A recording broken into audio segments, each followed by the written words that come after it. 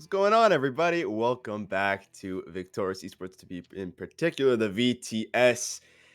I say it every night. Tonight's gonna be another banger. But real quick, let's get the introductions out of the way. I'm Michael Keo. I'm gonna be your host tonight. I'm joined once again by the one and only, dare I say, dashing looking today. Proof. What's going on, man?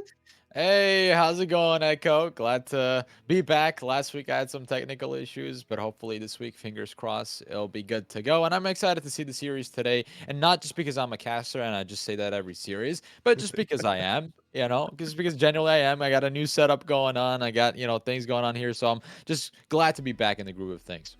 Absolutely. Yeah, I'm not trying to take you away from Salt Spreader this time. I could hear the pain in his voice, man. That being said, though, I am joined by the one and only Salt Spreader as well. What's going on, man? I mean, it's looking like a very fun series. It is a determining series. If we didn't mention that already, UGP taking on top tonight, and this is UGP's last chance at contention for playoffs right here, right now. So it's do or die for them.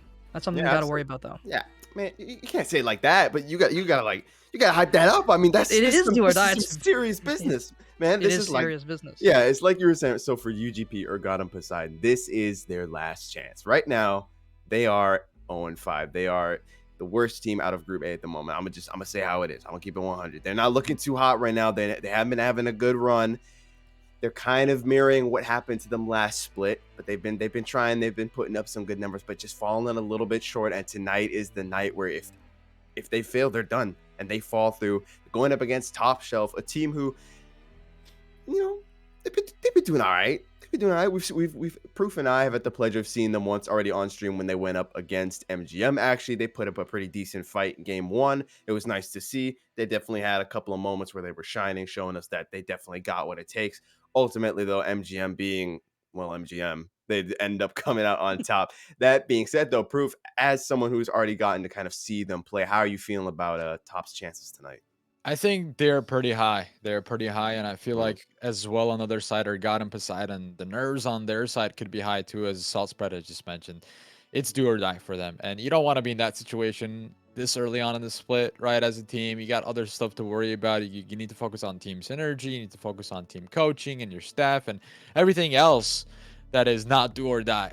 so, God and Poseidon, they're in a bit of a predicament, and for top shelf they still have a chance. Like, even if they like totally throw today, but they don't want to throw today. But I'm just yeah. saying, like, they might be approaching it with lesser nerves and more confidence is the way to put it best. And we know what the bot lane can do. The duo here, I think it's gonna come down to the bot lane. I'm just gonna say it right now because for Urgot and Poseidon, they need to get the Lucian. They need to Mm. get the Lucian and the Braum going because it's an 85% win rate in solo queue. This guy's a monster in 13 games.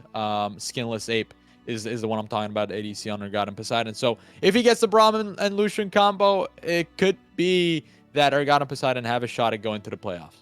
So what you're saying is there's an angle that maybe UGP pays off Top to throw this game so that it could stay in the tournament. That being said, though, you actually perfectly segued into kind of what I wanted to talk about, which was Mhm. looking at kind of these like the key players that we think are going to be playing a large part, especially when it comes to Top. Right? You already mentioned the bot lane. I think Rondon Baby is also going to be huge to kind of keep your eye on this match, just because we saw it against MGM as well. Right? His hack room was absolutely cracked. He was out here making a whole lot of plays. He was an enabler. He was making things happen. He was picking up kills for himself. Ultimately falls a little bit short. And when it comes to what I do not want to see, listen, egg rolls, unfortunately, he suffers from the top croc curse, which is, if you don't know what that is, that's in the VTS. Renekton top doesn't work. It just doesn't. It doesn't work. We've seen it picked multiple times. Every time it Mhm. was picked, it did not work. It fell short, and it happened to egg roll almost twice in a row. So I'm really hoping we don't see that again. I mean, Renekton's a center champ. Let's be real. And if you are gonna pick it, you need the right jungler. You can't be picking that meta stuff that you see the Lee Sin, the Hecarim. That stuff just doesn't really work with the Hecarim. You need to go off damage type. You need to go the Yeah. opposite of him. You need to go AP, and maybe just look for that setup and try and get your jungler snowballing. Renekton's good at enabling things to happen, and he can also win lane. But if he's not ahead, he doesn't really do anything. He's a stun bot, and I mean, that's not really how you want to play as a top laner here. You want to be on these carries. You want to be on the Gwen, the Tryndamere, Jace, things like that right now. Or on tank duty. Either or, there is no middle ground. And unfortunately, that's where Renekton falls. Yeah, absolutely. It's nice to see Egg Rolls has been dabbling his feet in the water here with a little bit more Irelia set kind of top. So maybe Hmm. we'll see something else coming out there. I want to go back to what you were saying, Proof, though, when it came to here, the bot lane of UGP. So do you feel like Skinless Ape and Alcalora are kind of going to be the main win con when it comes to kind of getting into this match here? Well, I think so. I think if you get the fine, well-oiled machine going, which is the Lucian 85% already, proven win rate on this ADC, Lucian could be really, really good early on, and the power spike is pretty much mid early, right? You know what I'm saying? It's not a late game champion, so I feel like it also has its drawbacks. If you are going to run the Brahmin Lucian, you also have to be very, very careful of making sure that your plans don't fall too early. Because if your plans fall early, then it's going to be harder for you to come back later into the game, especially with Braum, right? Braum is so good protecting the carry and protecting the VIPs in the team. I think it's going to be very useful early on to go for the invades, early on skirmishes, go for the 3v2s, 2v2s, things like that. Whereas for top shelf, I don't know. If you give them the Jinx 77% win rate, it might be a disaster too. So, it's a give or take here. It definitely, my eyes are going to be glued to the bot lane and seeing how that pans out in the next couple of games. Mm-hmm. So do you feel like the pressure, right? We were talking about the pressure for UGP. Do you think that's going to be a bit too much for them to handle tonight? Like, this is like we are saying, this is literally it. This has been weeks in the making. And if you fall short here, you're done. It was all for naught. I mean, last time we saw them last split, they did falter when they had a solid chance in playoffs, but they had a good split for the most part. This time they're in the opposite boat. They're having a bad season. They're having a bad split, and maybe they can come back from this, but it's looking a little rough. I've seen a lot of the players play really well, but I mean, right now it's not good waters. They're on the uphill. They're trying to swim up the river right now is like salmon trying to get up those big waterfalls, and it is an uphill battle. But we know salmon do it all the time. Maybe UGP is going to be the salmon this time. Yeah, we'll have to see indeed once they get into it. That being said, though, let's get some predictions going. Proof, Hmm. who's taking it tonight, man? What do you think? I don't know, man. I don't know. It's gonna be. I think it might come down to like a 2-1 situation, Mm, but I'm gonna go with my guts. Top shelf is what I'm gonna say. 2-1, maybe 2-0. If Urgot and Poseidon, they're not really feeling like themselves today in like top form, because yes, it's a new patch, but to keep it short and sweet, I'm gonna go to 1 top shelf. okay. So, I just got to give it to my boys, UGP. I'm gonna give it 2-1. You know, okay. I think they can do it. They have a solid chance. They have a solid roster. Maybe they just need to click and maybe this is the time that they're coming online. When they're against the ropes. G2's favorite spot was being 0-2. Maybe this is UGP spot 0-5, right? Okay. I'm gonna throw this out there. I think it's gonna be 2-0 for Top Shelf. I think that we're gonna see something happen. It's gonna be a bit of a bloodbath. I think Top Shelf, they got that taste that they know they got what it takes, right? And we've seen them kind of perform. There's a reason that they've gone 1-3. Sure, not the best kind of score, but a lot of their games they were still performing quite well. And I have a feeling that they might just be taking this thing home tonight. And if they do, I mean, we keep reiterating it, right? But that knocks UGP out. Like, so they're gonna be fighting tooth and nail to stay in this thing, and that might even show that we might get to see some more kind of epic moments coming out of that, right, from that desperation. But at the same time, it could also lead to more mistakes if you get kind of desperate. So we're gonna have to see really how this thing plays out. It's gonna be a banger. That's all I really got to say about it. Well, yeah, I agree with that, Echo. Furthermore, this series, like going back to what Salzburg said, the bare bones of what this game means. There's a lot on the line for God and Poseidon, especially. Like, do they want to play the rest of the season or the rest of the split kind of like, out of the playoff contention, or do they want to really put aside all their problems they've been having so far in the split and kind of rise above that, rise above competition and conquer that? Is going to be their storyline. As far as Top Shelf is concerned, they just need to pull off a win here, and they're looking at even a better stance, a better playoff contention spot for them. Yeah, definitely, absolutely. Now, I gotta say, I'm looking at the bot lane right now once again here Mhm. from Top Shelf, right? You got Gizzard, you got Autofu. How are we feeling about this bot lane, man? We were talking. If they get that Jinx that we were talking about, right? Do you think that's it, like it's done, or do you think there's easily still a chance, kind of for UGP to kind of get in there with their own bot lane? Proof. What do you think? Well, I think for UGP, like I said, their win con. I think I like to see junglers, especially early on junglers, not like some late game junglers, especially in this new meta, right? And if you are ahead, you are so much ahead. And that's another thing I want to see, just in general, right? To see not my favorite champions come out, but I want to see like the meta in general, how it works, because sometimes we see junglers who are like level 14, they stay like 2 levels ahead of the other jungler, and like it's so hard to get back into the game if you are in that situation. So I want to see if it is true in 5v5 as well as it's true in solo queue. Because solo queue, it's like, dude, if you're ahead, you're ahead, and you're just zooming through the map, and the game ends early, and you might have like the final score that you're like 3 levels ahead of your the other jungler, and it's like, is that the same for the competitive 5v5? Are we gonna see Round On Baby create any sort of leads over Lemnos? Lemnos, who also plays good carry junglers like the Graves and Kindred. So we might see kind of that back and forth between junglers. And overall, I want to see good macro coming up from both teams. I feel like whoever has a better macro will definitely win. We've been seeing it time and time again in the last weeks as well.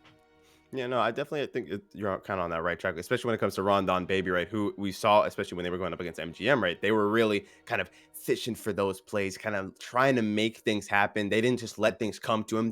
They sought out and grabbed what they wanted. They tried to make plays happen, especially in that mid and top lane.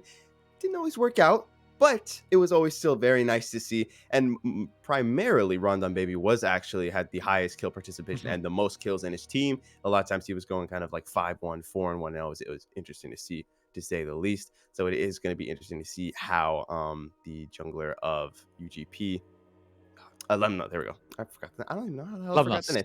Lemnos, yeah. Is How it Lemnos Lemnos? acts up to that. Yeah. I don't Lem- think it's Lemnos tonight, actually. It Oh, may be El Torito supping in tonight, from what I'm oh, seeing in lobby right now. So Mhm. different look here from UGP, and maybe this is how they're gonna come back here. Maybe a little bit of a roster shuffle with some of their subs. This could be it. Could oh, be the way they come through and make this happen. But yeah.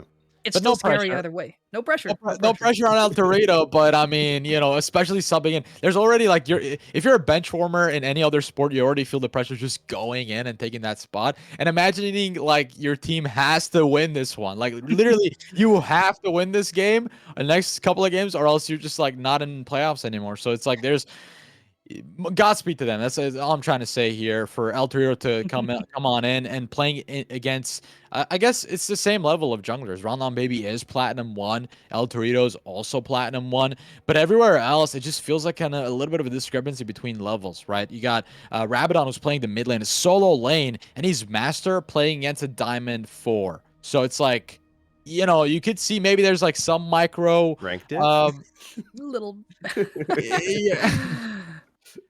So I don't know. There might be some instances where we might see like some outplays happen here and there. I wouldn't be surprised to see that. But generally, if Urgot and Poseidon did do their VOD reviews, if they did their research on what to pick, what to ban, I think they should be able to avoid those kind of outplay situations and like straight up counterplays.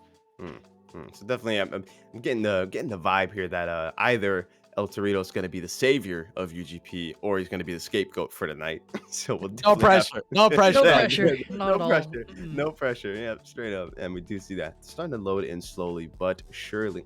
They gotta get going, bro. The people want to see the action. They want to see these. I want to see these games too. Like, come on, we gotta get moving.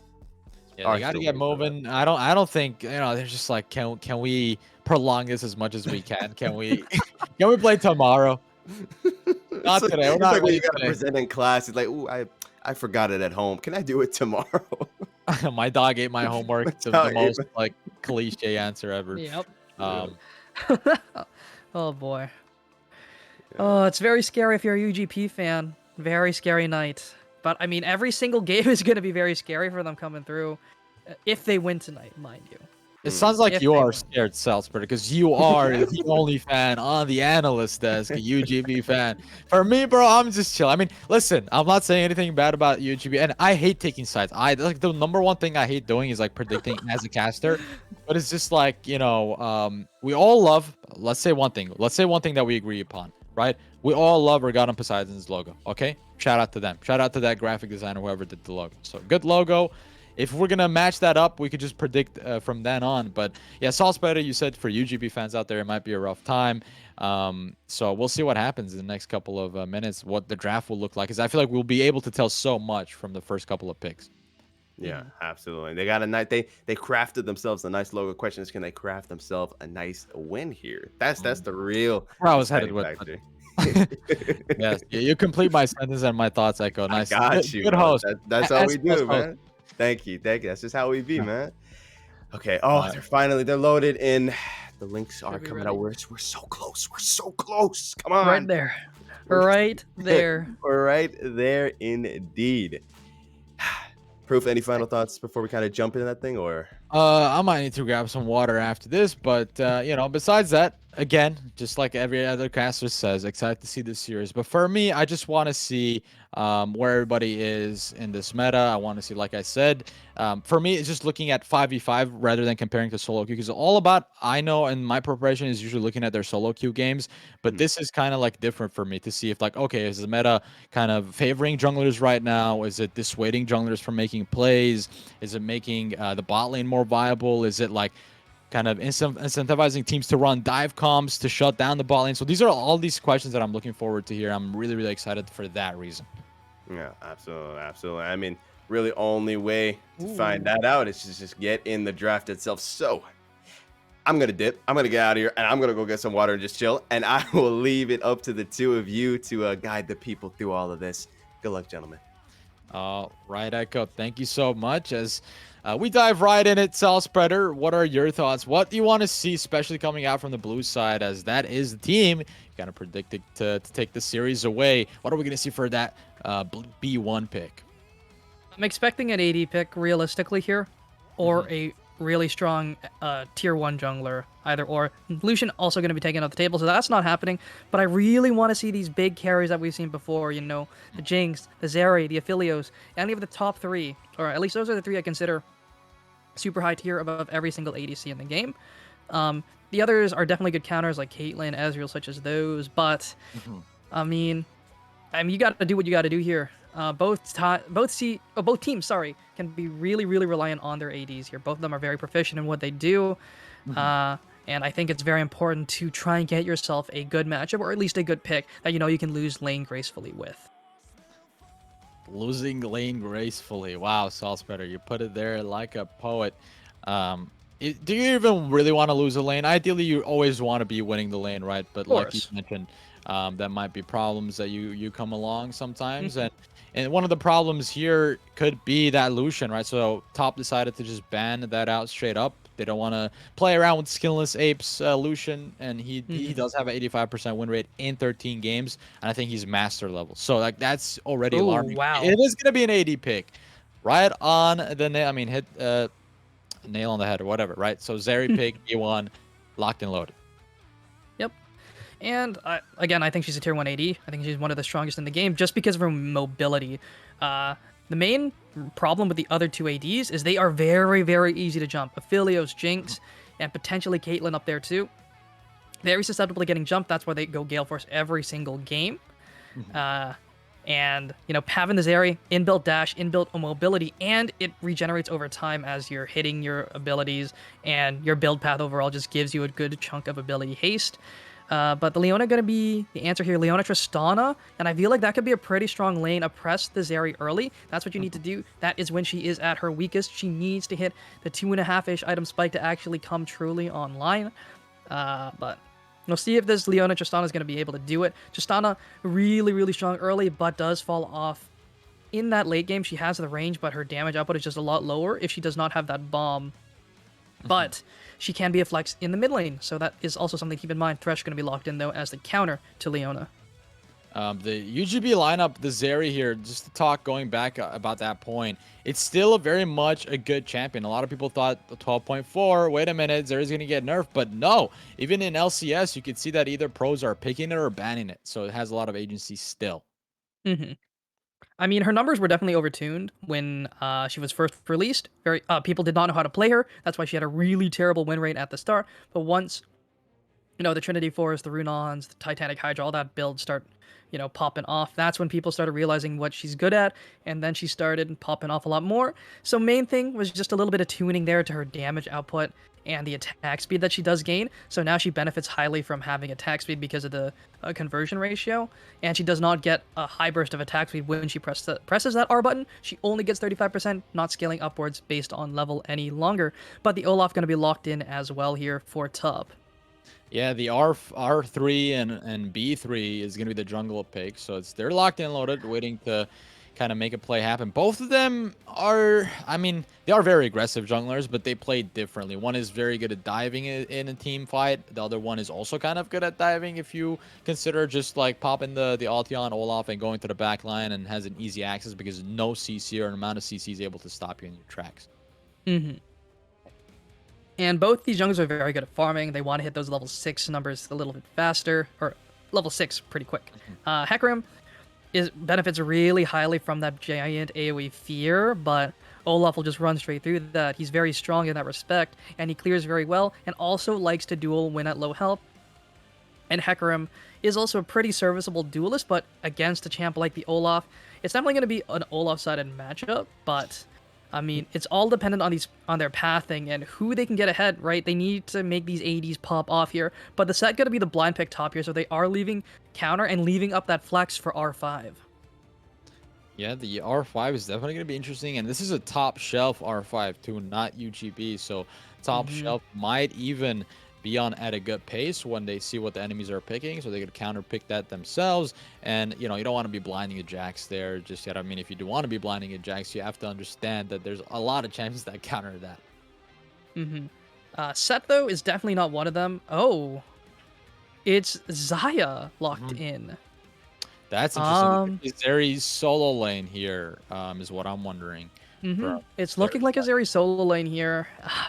I mean, I think it's definitely viable mid. If you've taken a look at some analyst tier list here, Zeri is definitely playable in that middle lane there. It's Zeri top. Is it gonna be Zeri top? That's actually a pretty good matchup here. It's very hard for the set to actually get his engage down. Yeah, but I think like just past level 6, or I mean, I feel like Zeri is always gonna be kind of reluctantly pushing the lane into the set, so set might be able to just wait out, or maybe run a freeze if he's lucky, and then just wait for the Olaf to come up to the top lane. Or Leona. Leona, by the way, on side of top shelf, is a Leona spammer. Gizzard just loves playing Leona in solo queue. And wait a minute, it's going to be Vex in our mid lane here, coming out, our last R5 from top shelf, as Rabadon wants to also spam Vex. He's been playing a lot of solo queue games. It's like, might as well translate it to the 5v5. Throw that in there. So, Vex, very strong once she gets at level 6, but very abusable in lane. Ahri, a lot stronger in the early game, has that W poke, has, I guess, easier to land abilities. I think Vex's abilities are a little awkward to land, but if you are able to land them, you can get great trades off, and it's almost unanswerable unless you have Merc Treads. But Ahri, on the other hand, she has the ability to poke with autos and empower them with the Spirit Flame, or just the W in general. Does a lot of damage, and that is the ability that people are maxing second now, so you always have to be wary of that trade. Her abilities and her autos will be prioritized when you are using that W, so if you land the Charm, land an auto attack on the Vex, she's going to be taking every single one of those little flames to the face, and they do quite a bit of damage. Something to worry about there, but Zeri into set. I mean, I just think the Zeri is going to have a free reign in this lane.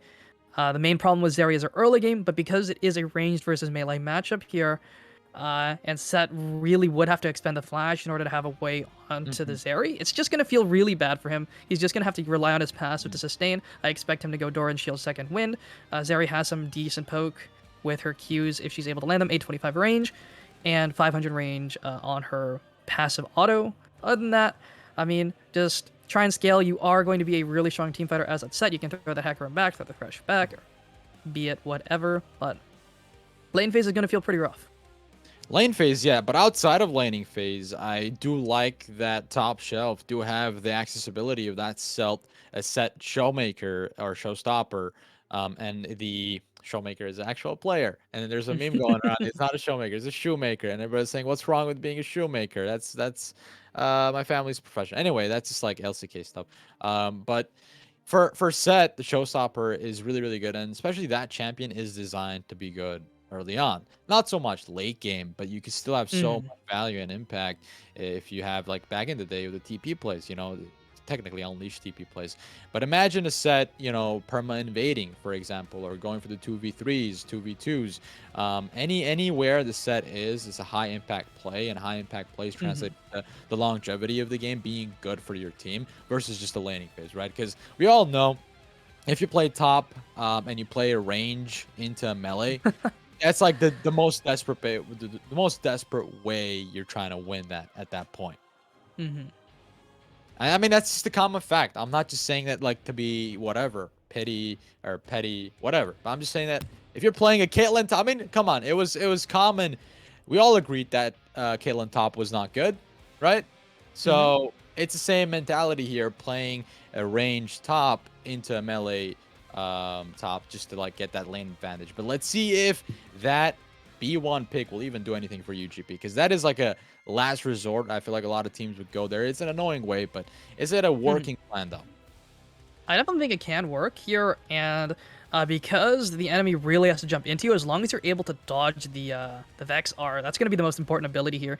If you can land that Vex R, it disables a lot of Zarya's mobility because there's no way for her to get out of the way of danger there. She can't dodge it if it's already hit. Anything along those lines there. Realistically, the Zeri is going to be able to pop off if she's allowed to roam free in these team fights. They have to run into her, and she is really good at both kiting back and running forward without having to engage. And it's really more so a disengage comp coming in from UGP. Xayah loves to run away, loves to place those feathers down and pull them back as the enemy has to run forward and chase her. Zeri can kite back. She has great slowdown potential Mhm. with that little W there, and the passive auto also slows them as well. Ekram is more of a flex unit. He can be used to engage Engage and enemies. has some decent peel too. Mhm.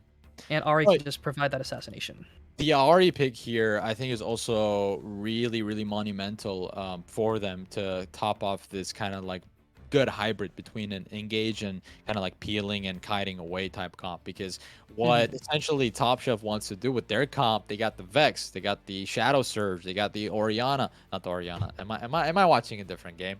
No, they got the Leona as a team fighter support. It's the best Hmm. support that you could play, in my opinion, especially in this patch. That if you're just heavily going on engage, it's a bit better than Alistar. It's a bit better than Braum. And for Thresh, you got that again, a hybrid option. Do you want to play like a Leona? You want to go double Q, always engage, or you want to play like a normal Thresh and just peel off your VIPs, making sure that they're always safe. So there's a lot of options for top shelf. It's I feel like just press go go go go go, and Hmm. for UGP, it's like both go and stop. Maybe, get your feet wet, see how the fight's going. And then do you really want to pull the trigger, or do you just want to make them, or you want an enemy team force them to make a mistake? Hmm. If we're looking at pure late game scaling, though, I'm just gonna have to give it to UGP. They have double 80 carries. They have a solid front line with Hecarim Thresh and solid AP damage coming in from the Ahri. Unfortunately, if you take a look at the side of top, they have double bruisers who don't really scale super well. Leona, um, only is a one face unit. She only goes in. Her peel is not super great, Mhm. but she is the best at single target lockdown. She's super great at that. Tristana has to go in though in order to deal her damage. Um, Same with the Vex, and they have to faceplant themselves into a Xayah, into an Ahri, into a Thresh, and it's just really rough. Yeah. If it is going to go to 5v5s unless they are ahead and or get picks, either or, running into the comp that UGP has drafted is going to feel really, really bad, but they are a pedal to the metal kind of team, though. That's what they've drafted themselves for. So we'll see if Top's able to make that happen this game. And that is the note to toss it to over to break. And with that said, when we be right back, we're going to talk about these two teams in more detail, and we'll see we're going to get any level 1 shenanigans. That said, we'll be right back after this short break.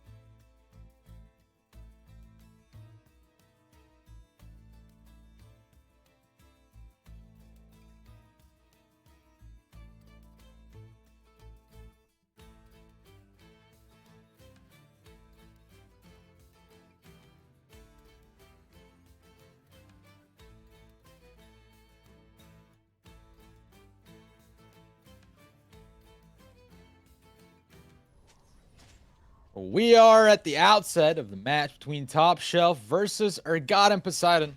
On the hot seat, we got Salt Spreader, and my name is Proof. Welcome to this Friday night action. And it is my pleasure to be here. And we are going to see a level 1 action, it just looks like. Before we will Hmm. toss it to a break, we thought this might happen, it might not happen, but we're seeing Top Shelf. They're going to get spotted out by that ward. A genius ward right there. I think it was put there by Skinless Ape. I could be wrong, though. I mean, they have a really strong level 1. It's Olaf, Leona. Leona's level 1 is not super strong, but if an Olaf can land an axe, it's a guaranteed flash Q, or E flash, either way. Eggles is most likely going to start the E as well, so the set can also land a stun. So it's a really strong level 1. It's a good look for the invade, but they also do give that ward right on over to the set, so that means he can hit level 1 off of the first wave. And that's really important there, especially as that range versus melee matchup. You have that 500 gold worth of stats a little earlier than your lane partner, and as a set, having every little advantage is going to feel pretty great. Yep, the set, opted to solve things his own way. And we see that the early innovate actually from Top Shelf did not go accordingly to plan. But that is still something good for UGP because, they avoided a catastrophe right there and then. Hmm. And avoiding catastrophes, I think, something they want to do here as an early game team, or as a late game team. Sorry, it is definitely sided towards top if they do find any little pick there, make things roll that way, get the ball rolling. That's really what they want to do here. Try and make something work. They need to get this Tristana online. They need to get this Vex online. Those are the two champs that need to snowball really hard because the Olaf does not have an Enchanter sitting in his back pocket. I'd say if you have a Soraka mid or a Janna support or anything like that, just to enable the Olaf to just pop off and scale like a monster, Olaf can definitely carry, but it's going to feel really weird, especially against a champ like the Zeri. They got multiple carries, they're not even bothered. They got the Olaf, they got the Tristana, even Vex at some points. We see Vex, I think on the 1v1, you don't see it as much as you see it on the 5v5s, right? Over the wall, you can Very go much. in, Shadow Surge, and just finding that ulti on, let's say, Skinless Ape, that could be just huge in itself because now it will force out the Xayah to kind of go on defense mode, force out the Feather Storm, and then this is a downward spiral from then. We're seeing Rabadon going pretty heavy on the trades, and UGB slot going to pop one potion in. They're going 1 for 1 so far, but yeah, that electrocute comes through. Rabadon wins that trade. So Olaf might even want to prioritize bot or mid here. Definitely looking to help this bot lane out here. They need to get enabled. Tristana is obviously going to perma push the wave. That's just how the champ works, unfortunately. And need to... Ooh, Slaw just taking bad trades here, and he's almost in lethal. He still has a cookie in the back pocket, can get some health back that way. But we just see these early game mages just trading potions very quickly. But Rondon in the bot side. Rondon going to make a commotion here in the bot side. Flash Grisser goes in with a stun. Leona sets up for that play, but here comes El Torito with running and gunning it. Rondon maybe going to be taken very low. That's the first blood secured by Skinless Ape. Skinless Ape's not going to get engaged on now. Give him the double. This guy came up to play and turn up the heat because UGP are off to a running start. But wait a minute. Rabadon goes in for the sideways flash. Does not land the charm. Rabadon will walk away. UGP slot lives to fight another day. Wow, that is very scary. And Vex has no flash. Torito might be looking for a play. Or just shove the wave. That's probably the better play. No need to commit.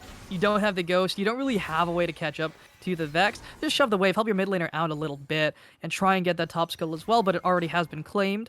I forget if it was the set who did grab that one here. But this Tristana here in a really rough spot. Already down 2 kills. But just a great counter game coming in from Torito. Great read coming through on Rondon's play. And... Olaf may be strong early, but you're running into a Xayah. If she gets those feathers out, that's just so much free DPS waiting to be pulled right on back with the E. It is Xayah having a Noon Quiver already. And, that's a bit problematic. 1k gold ahead of the Tristan in the bot lane. Adufov is going to have to run for his money here and see how good he's able to hold this deficit and even get back into it. And that was an unforced error coming in from Skinless Ape right after he sang his praises. A little bit of a caster curse going on there. Did have to burn that flash and now is a little bit low here. But One thing I really do like is the itemization they're coming in from Skinless 8, building towards those steel caps, which is a really strong option up against that Tristana and the Olaf as well as Set. It's triple. Champs really rely on their autos to do their damage, so having that little bit of extra... Ooh, decent hook. Not going to look for much, though. But as I was saying there, turbo value coming in from steel caps. Roaming supports, roaming supports here everywhere that you see. That's a good sign of a good meta. I like that. I don't want the supports to be just in the bot lane. You know, make them their secondary jungle, rotate them around the map, make top lane a living hell because it's not an island anymore. Newsflash. In solo queue it is, and in every Reddit post you see the top lane their own island. And it's always funny to see that. But I like the roaming supports as the secondary junglers here. As you just see Alcalora not showing himself just yet, as the priority is for top shelf, at least just securing this Drake. Very possible for them, at least right now. Early mountain. It's all right. I think it's definitely better if it went to the side of UGP. They definitely want that early game dragon priority. It helps them out a lot and buys them minutes. Every dragon that you get against an early game team is 5 extra minutes. But I mean, I don't really think you need that 5 extra minutes when you're already 1k gold ahead. Having a great time here. CS numbers are looking pretty solid around the board. We just see Rondon, though, just constantly hovering around this bot side, trying to punish the Xayah, who...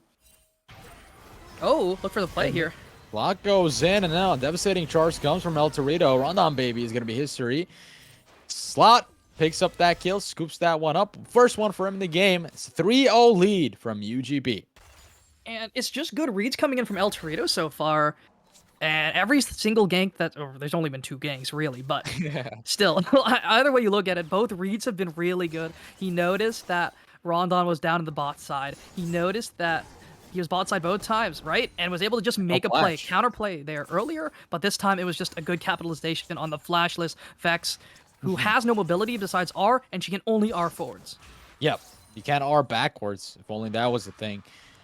At 7 minutes on the clock, you do see now Skinless Ape off to a great start. Moon Quiver, that's like so much more damage than this Tristana. They're not able to keep up on the 2v2s, I feel like, at this point in time, but they have to also be careful from the ganks from Olaf. Rondon baby could choose to punish that heavily, but for now, he's in the top side. And I don't think they really have to be too afraid. They have Featherstorm available. There's not a single ultimate available on the side of the bot lane coming in from top, so... For the most part, Skinless Ape can just play however he wants, but Rabadon making their way downtown might be looking for a big play here. Have they overstayed their welcome?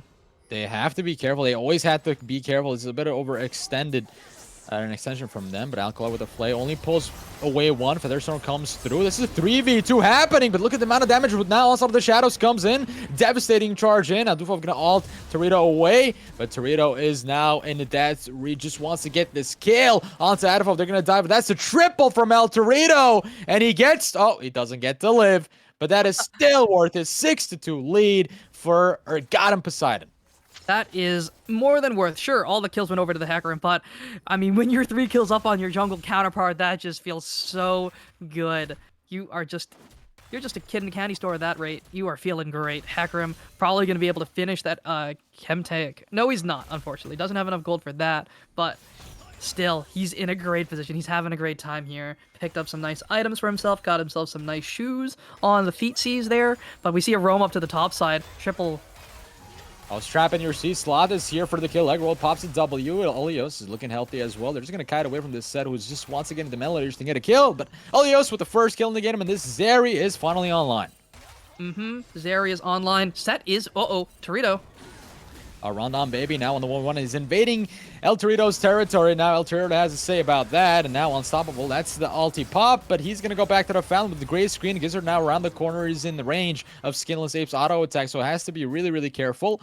But Rondon baby is here for some pressure, but you know, that's not going to stop Skinless Ape from getting a kill already, but here comes the charm. Slot is good, pops the ultimate, and Rabadon has to be careful, trying to kite away. He does have the flash over the wall. He goes back to safety, and UGB Slot looking for the second charm here. I don't know if Rabadon's able to get away. He gets spotted. The charm does not land. However, they're just leaving this solo 1v1. El Torito just clearing up some wards. Sloth is here. Alcara is here. Now outside of the shadows for the kill. Torito with the 4th one in the game. I mean, Great plays. I mean, it was very proactive coming in. They wanted to try and catch El Torito off guard, but the rotation there from Skinless Ape just being ready to help out his jungler in his time of need, definitely something to look for. And sure, the shutdown went over to Tristan, but look at the CS differential. Over 30. That's 2 kills worth of gold for a shutdown. So you take that every day of the week there. Galefar's already completed. That's a Mythic Watch found already. Only one there with a Mythic online. And Skinless Ape, this is his game to lose. He's the one who's going to be popping off here.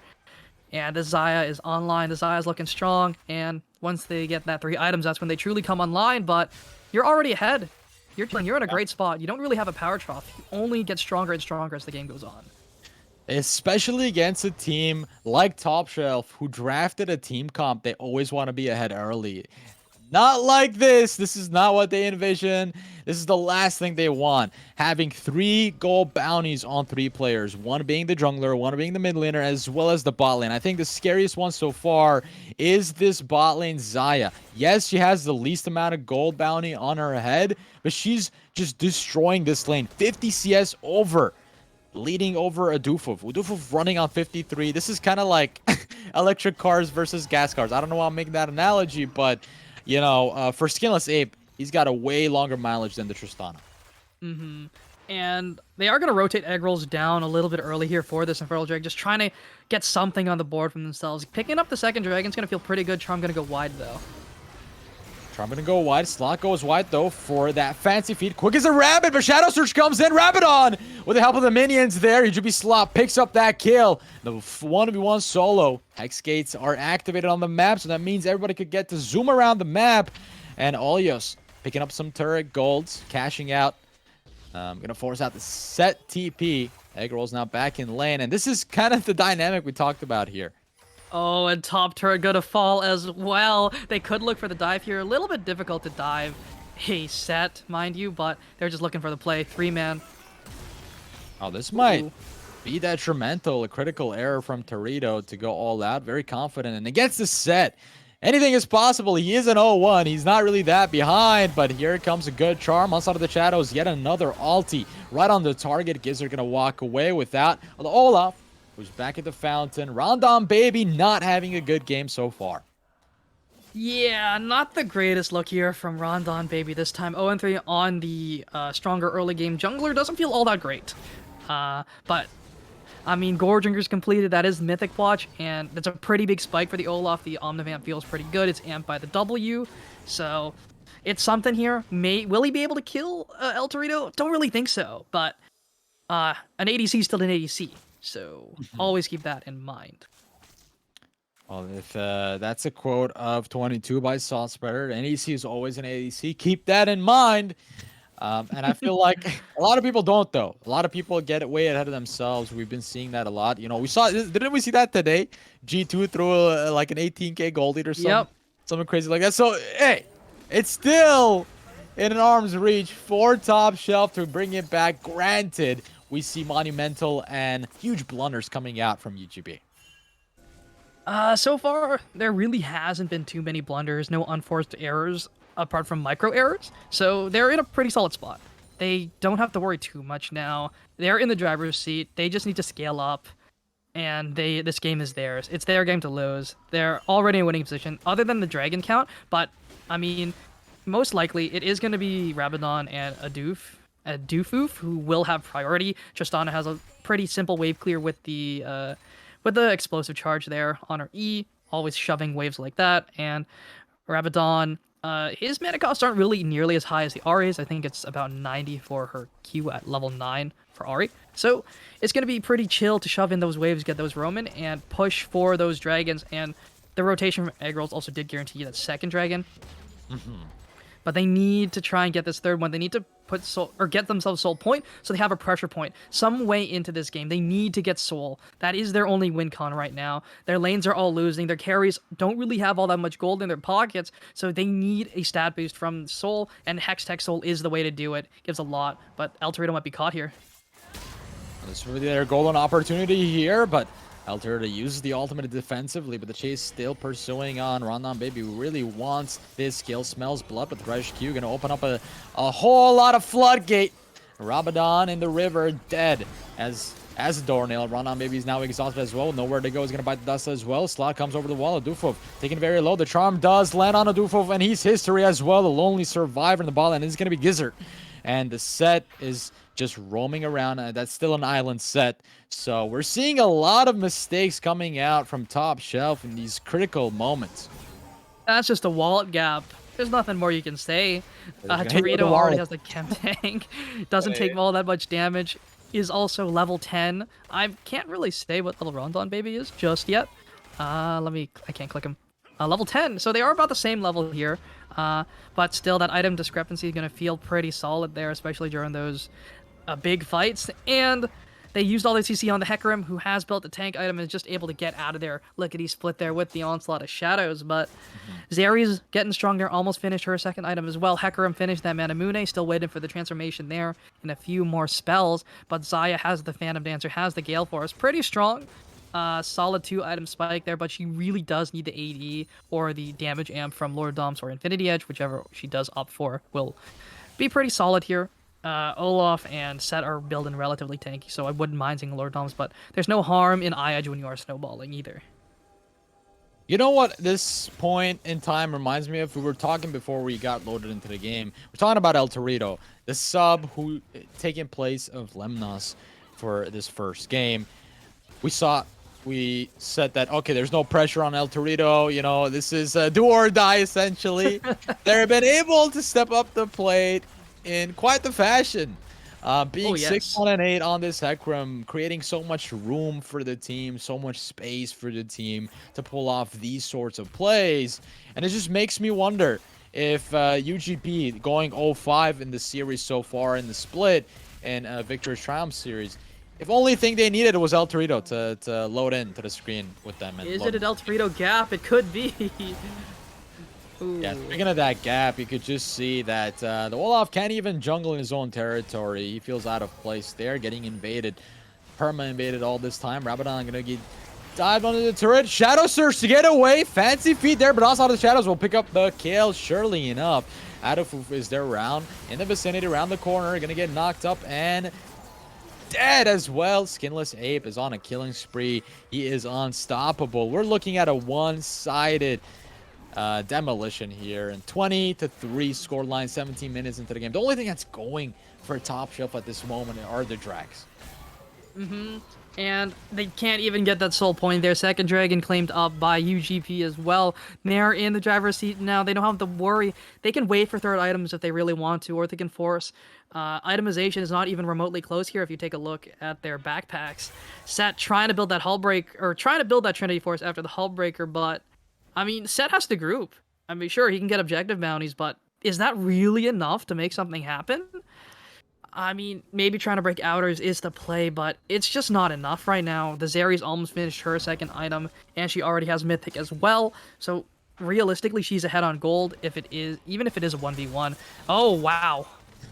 It doesn't even feel like a draft gap, you know? Like, a lot of times, us as casters, we'd see the draft and be like, oh, okay, you know, I could already tell, you know, this team is going to win. It didn't even feel like that remotely.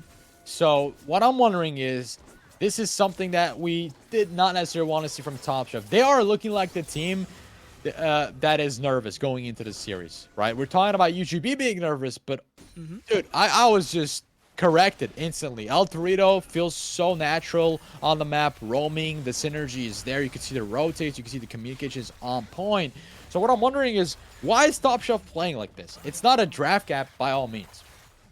They definitely had in the early game here. The plays they were looking for that were unfortunately red, and that is probably what's getting on their nerves right now. That's what's making them nervous, a little scared to make plays right now, just because every play has been red. Everything they tried to do proactively was reacted to well or matched in a different way, just done better. So, I mean, if their plays are getting red like this, it's going to feel really bad, especially when they have to be the proactive team. It's their job to make things happen, but they haven't been able to make things happen, and Xayah can just Gale Force forward, and she doesn't really care.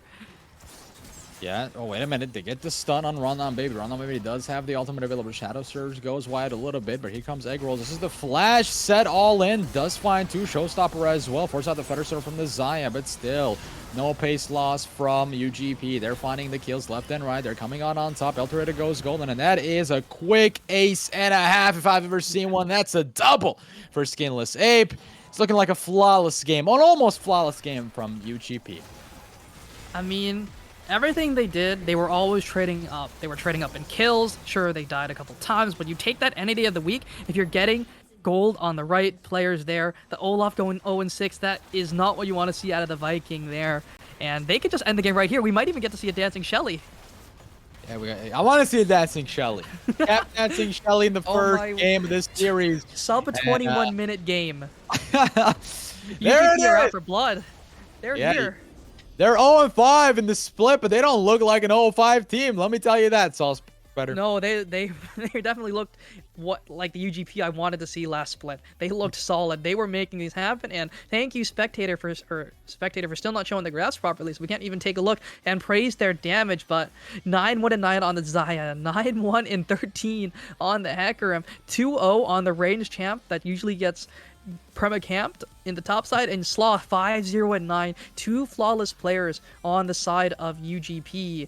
And they just looked phenomenal. Don't forget about the Thresh going 0-1-17. That is a true support right there. Not a single killed, stolen, or anything. The 80s like, oh, you took my kill, whatever. Alcalora says, I don't need to take kills. I will carry you through purely assists.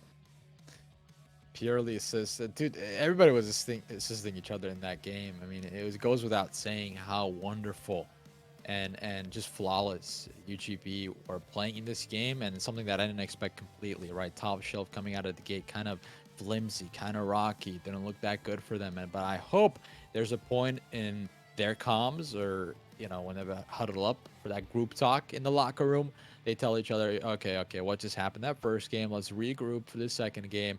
And for UGP, this is a great boost of confidence going into the series with a win like this in a game. I think it's just a matter of time before we go into the second game, and we'll see what happens. Let's toss it over onto Echo.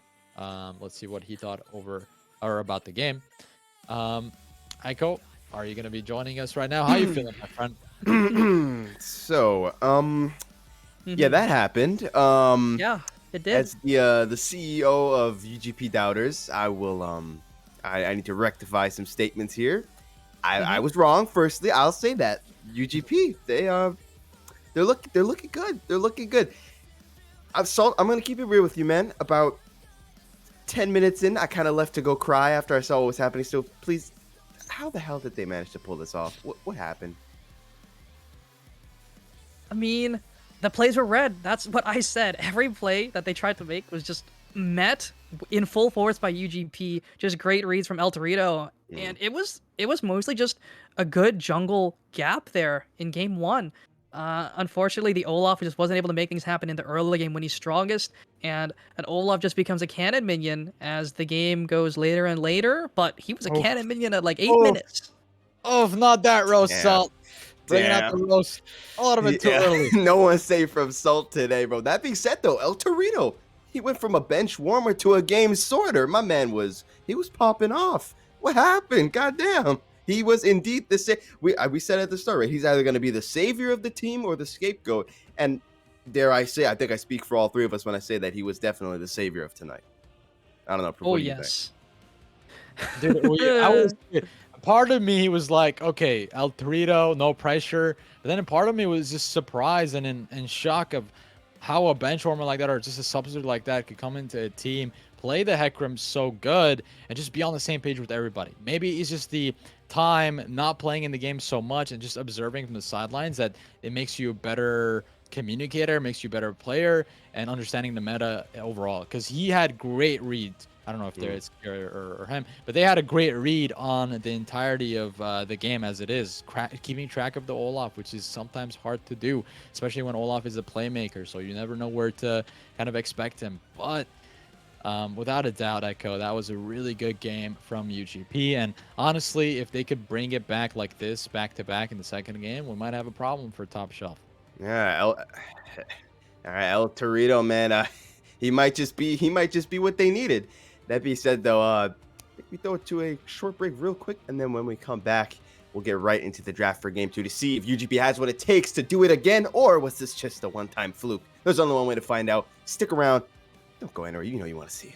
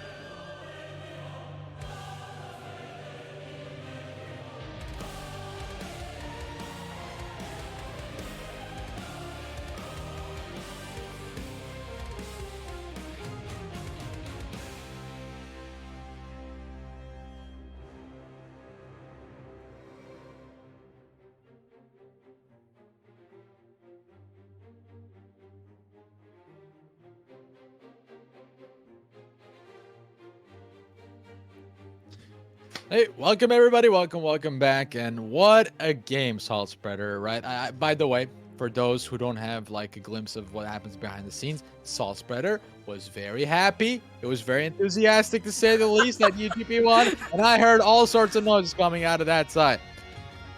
Little bit here. But as we see the bans coming out again, it's the Lucian Respect ban coming through. Jinx, such a great B1. Also, and Akshan taken off the table. Gotta ban the Zeri. There's just so many B1 ADs that are just worth taking here. But I think most of them have been taken off the table here, apart from the Aphelios, if you are willing to blind pick bet that. But there are counters to that champ as well. There are also some counters to Zeri if you are willing to play it, though. So we'll see what top are looking to grab here. Most likely a tier 1 jungler, maybe the Hecarim. That Rumble is interesting ban. That's targeted to Rabadon's 75% win rate or something like that. Rumble. He's a Rumble lover in the mid lane, so nobody can blame him for that. I see the significance of that. So, oh, wait a minute. Top this time around. Well, okay. They said, you know, you guys did a lot with that Hecarim pick. Let me show you how I did it. Yeah, so Rondon Baby got fed up last game on the Olaf, decided to B1 pick Hecarim out of the hands of El Torito, and a response from UGP seemingly is going to be this Volibear. Could be Flight Jungle or Ooh, is that the Sloth Soraka? That could be UGP's Soraka mid tech, and I mean, it also denies a lot of picks there, like the Vex, like the Ahri. So I really like this pickup coming through from UGP. It denies a lot of those mages coming out. Somebody's wishes are coming true for this. I mean, let's talk a little bit about what happened, right? You know, C9 fired LS, blah blah blah. But I feel like his legacy just lives beyond Church L9 or whatever, right? So, there's still ways Ooh. that people are playing, and the Ezreal is going to be the response to that from Adupuf. Adupuf played Tristana last game. Wasn't doing terrible. It's just the 2v2 didn't go that well. The 3v2s and everything that happened in bot lane was a testament to how El Torito changed the tide of the fight.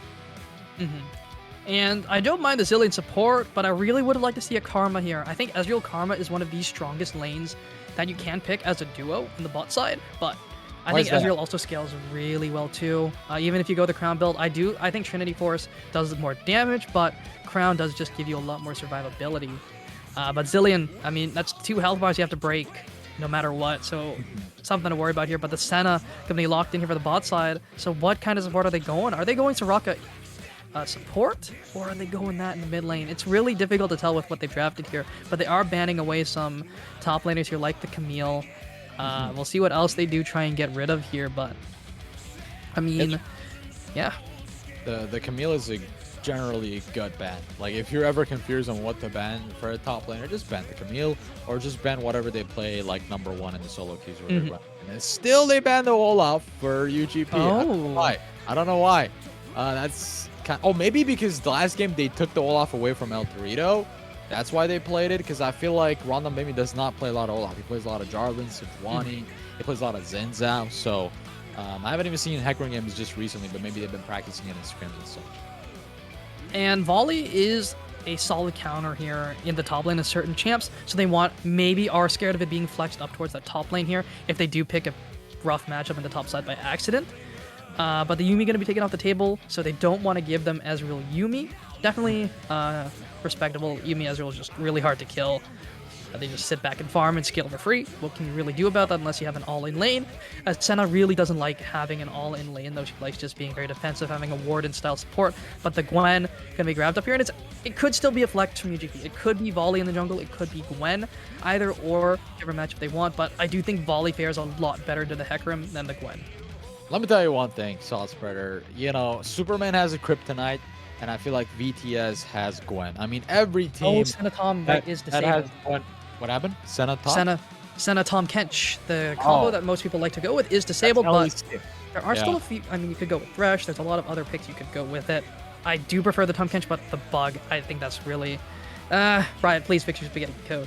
What else can I say? But it is going to be the Set picked up once again for the top side. And Set is a lane counter to Gwen, but once Gwen hits that level 9, level 13, those 2 big power points, that's when she truly starts taking over and should be able to deal with this Set fairly easily at that point. But Victor going to be locked in, so it is Zilean support. And we'll see what the counter pick is for UGP. Victor doesn't really dump to Soraka, and Soraka scales like a monster because she is an enchanter. So we'll see what they work with. From top shelf, we had a good poke lane with the Qs from Ezreal, and you got the bombs from Zilean to top things off. But you know, there's still that question: where is Soraka going?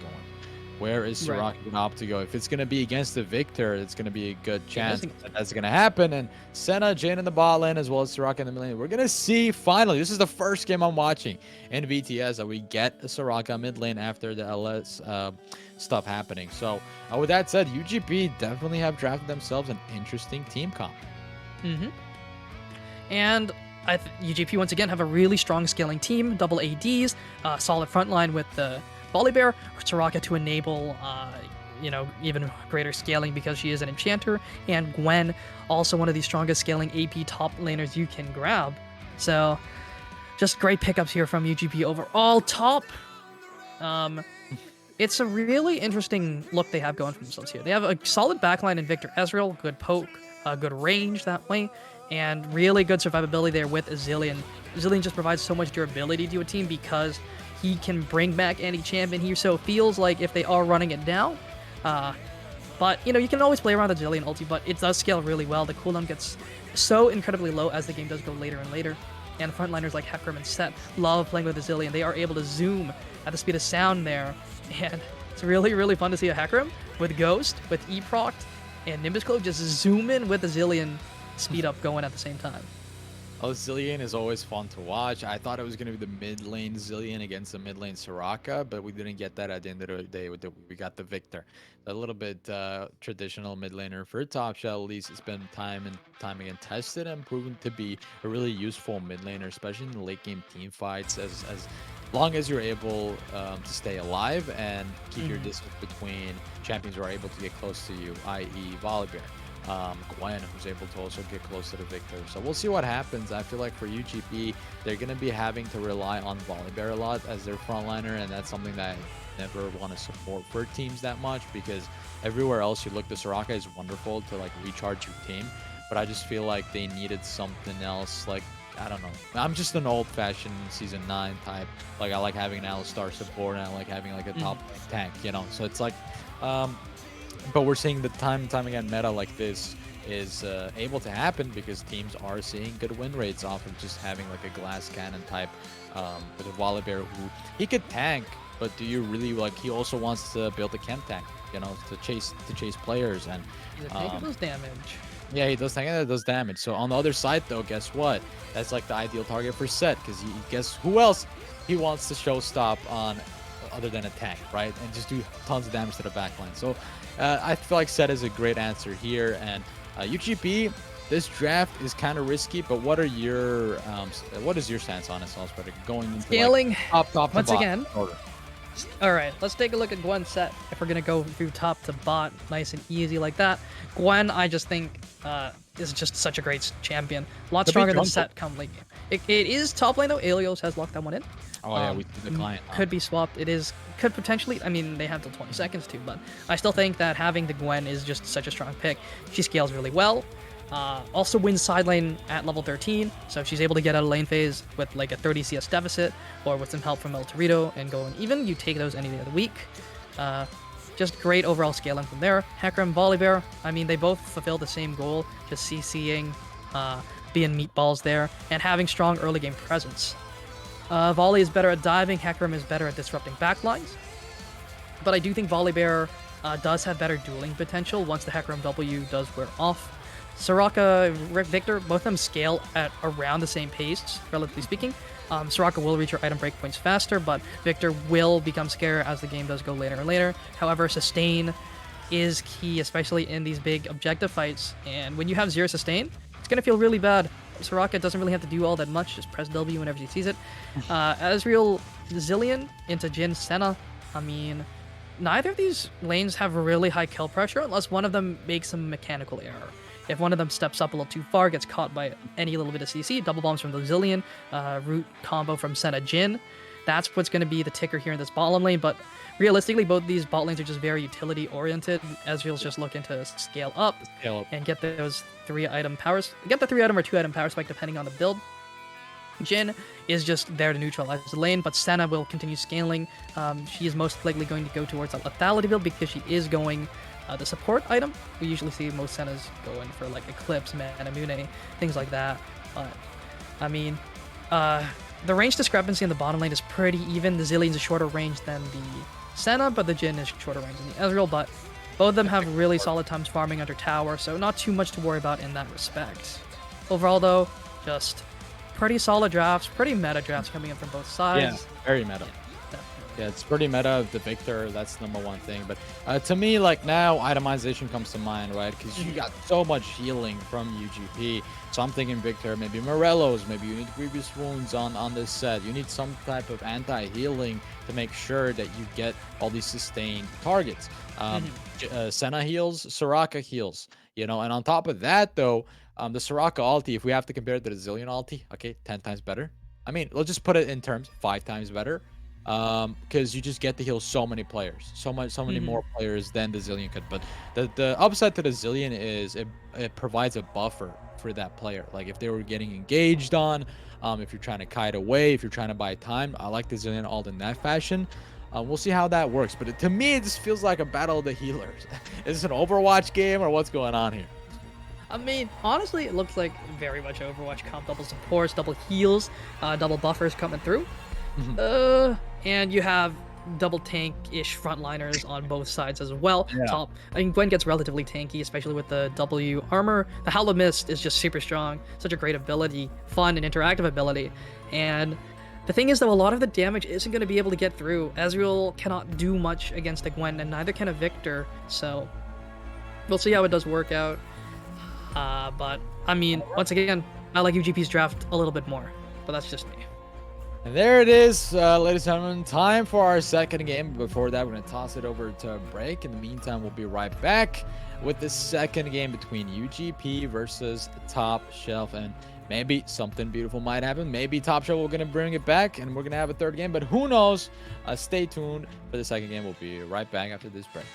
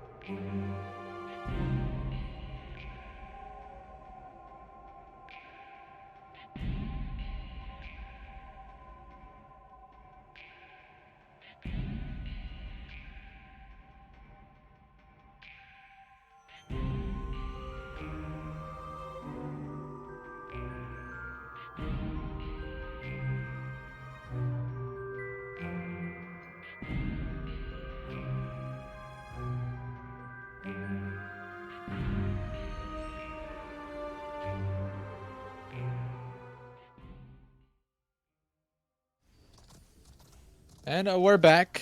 Hopefully this time around, if there are going to be any early invades, it could be successful. So let's get ready maybe for some early catastrophe. But speaking of Potentially. catastrophe, South Spreader, I went to Disneyland the other day and I got the park hopper ticket and I made a mistake. I don't know if you're from Cali, but anybody from Cali who's ever been, if you got fear of heights, just don't go to California Park. Just don't go to the other one. Just save yourself the trouble. But speaking of that, though, Salt, we're going right into this game. No invade's happening, so that we're happy about that one. What do you think this mid lane is going to be like? Rabadon playing Victor versus UGP Slot, who's potting this infamous Soraka mid lane. I mean, Victor's gonna try and bully, but whenever he walks up to try and land that bullying, Soraka should be prepared to Q it and just heal it all back up. I mean, Victor will start doing a lot more damage later and later, but Soraka will also start healing more later and later. Moonstone Renewer helps with those trades, so I just expect like both of them to just chill in lane. Like neither of them should really be doing too much for the most part. But there's a big health advantage coming in for Rabadon though because of those 2 E's that he was able to land. But will it mean too much if Soraka lands a Q or 2? Not really. We're seeing pretty standard start bot lane leash from top shelf, but UGP, they wanted to start top side. That's kind of signifying that this Volibear El Torito wants a path towards bot lane and maybe going early gank, maybe mid lane against this Victor. He does have the Q stun on this Volibear and early trades in top side.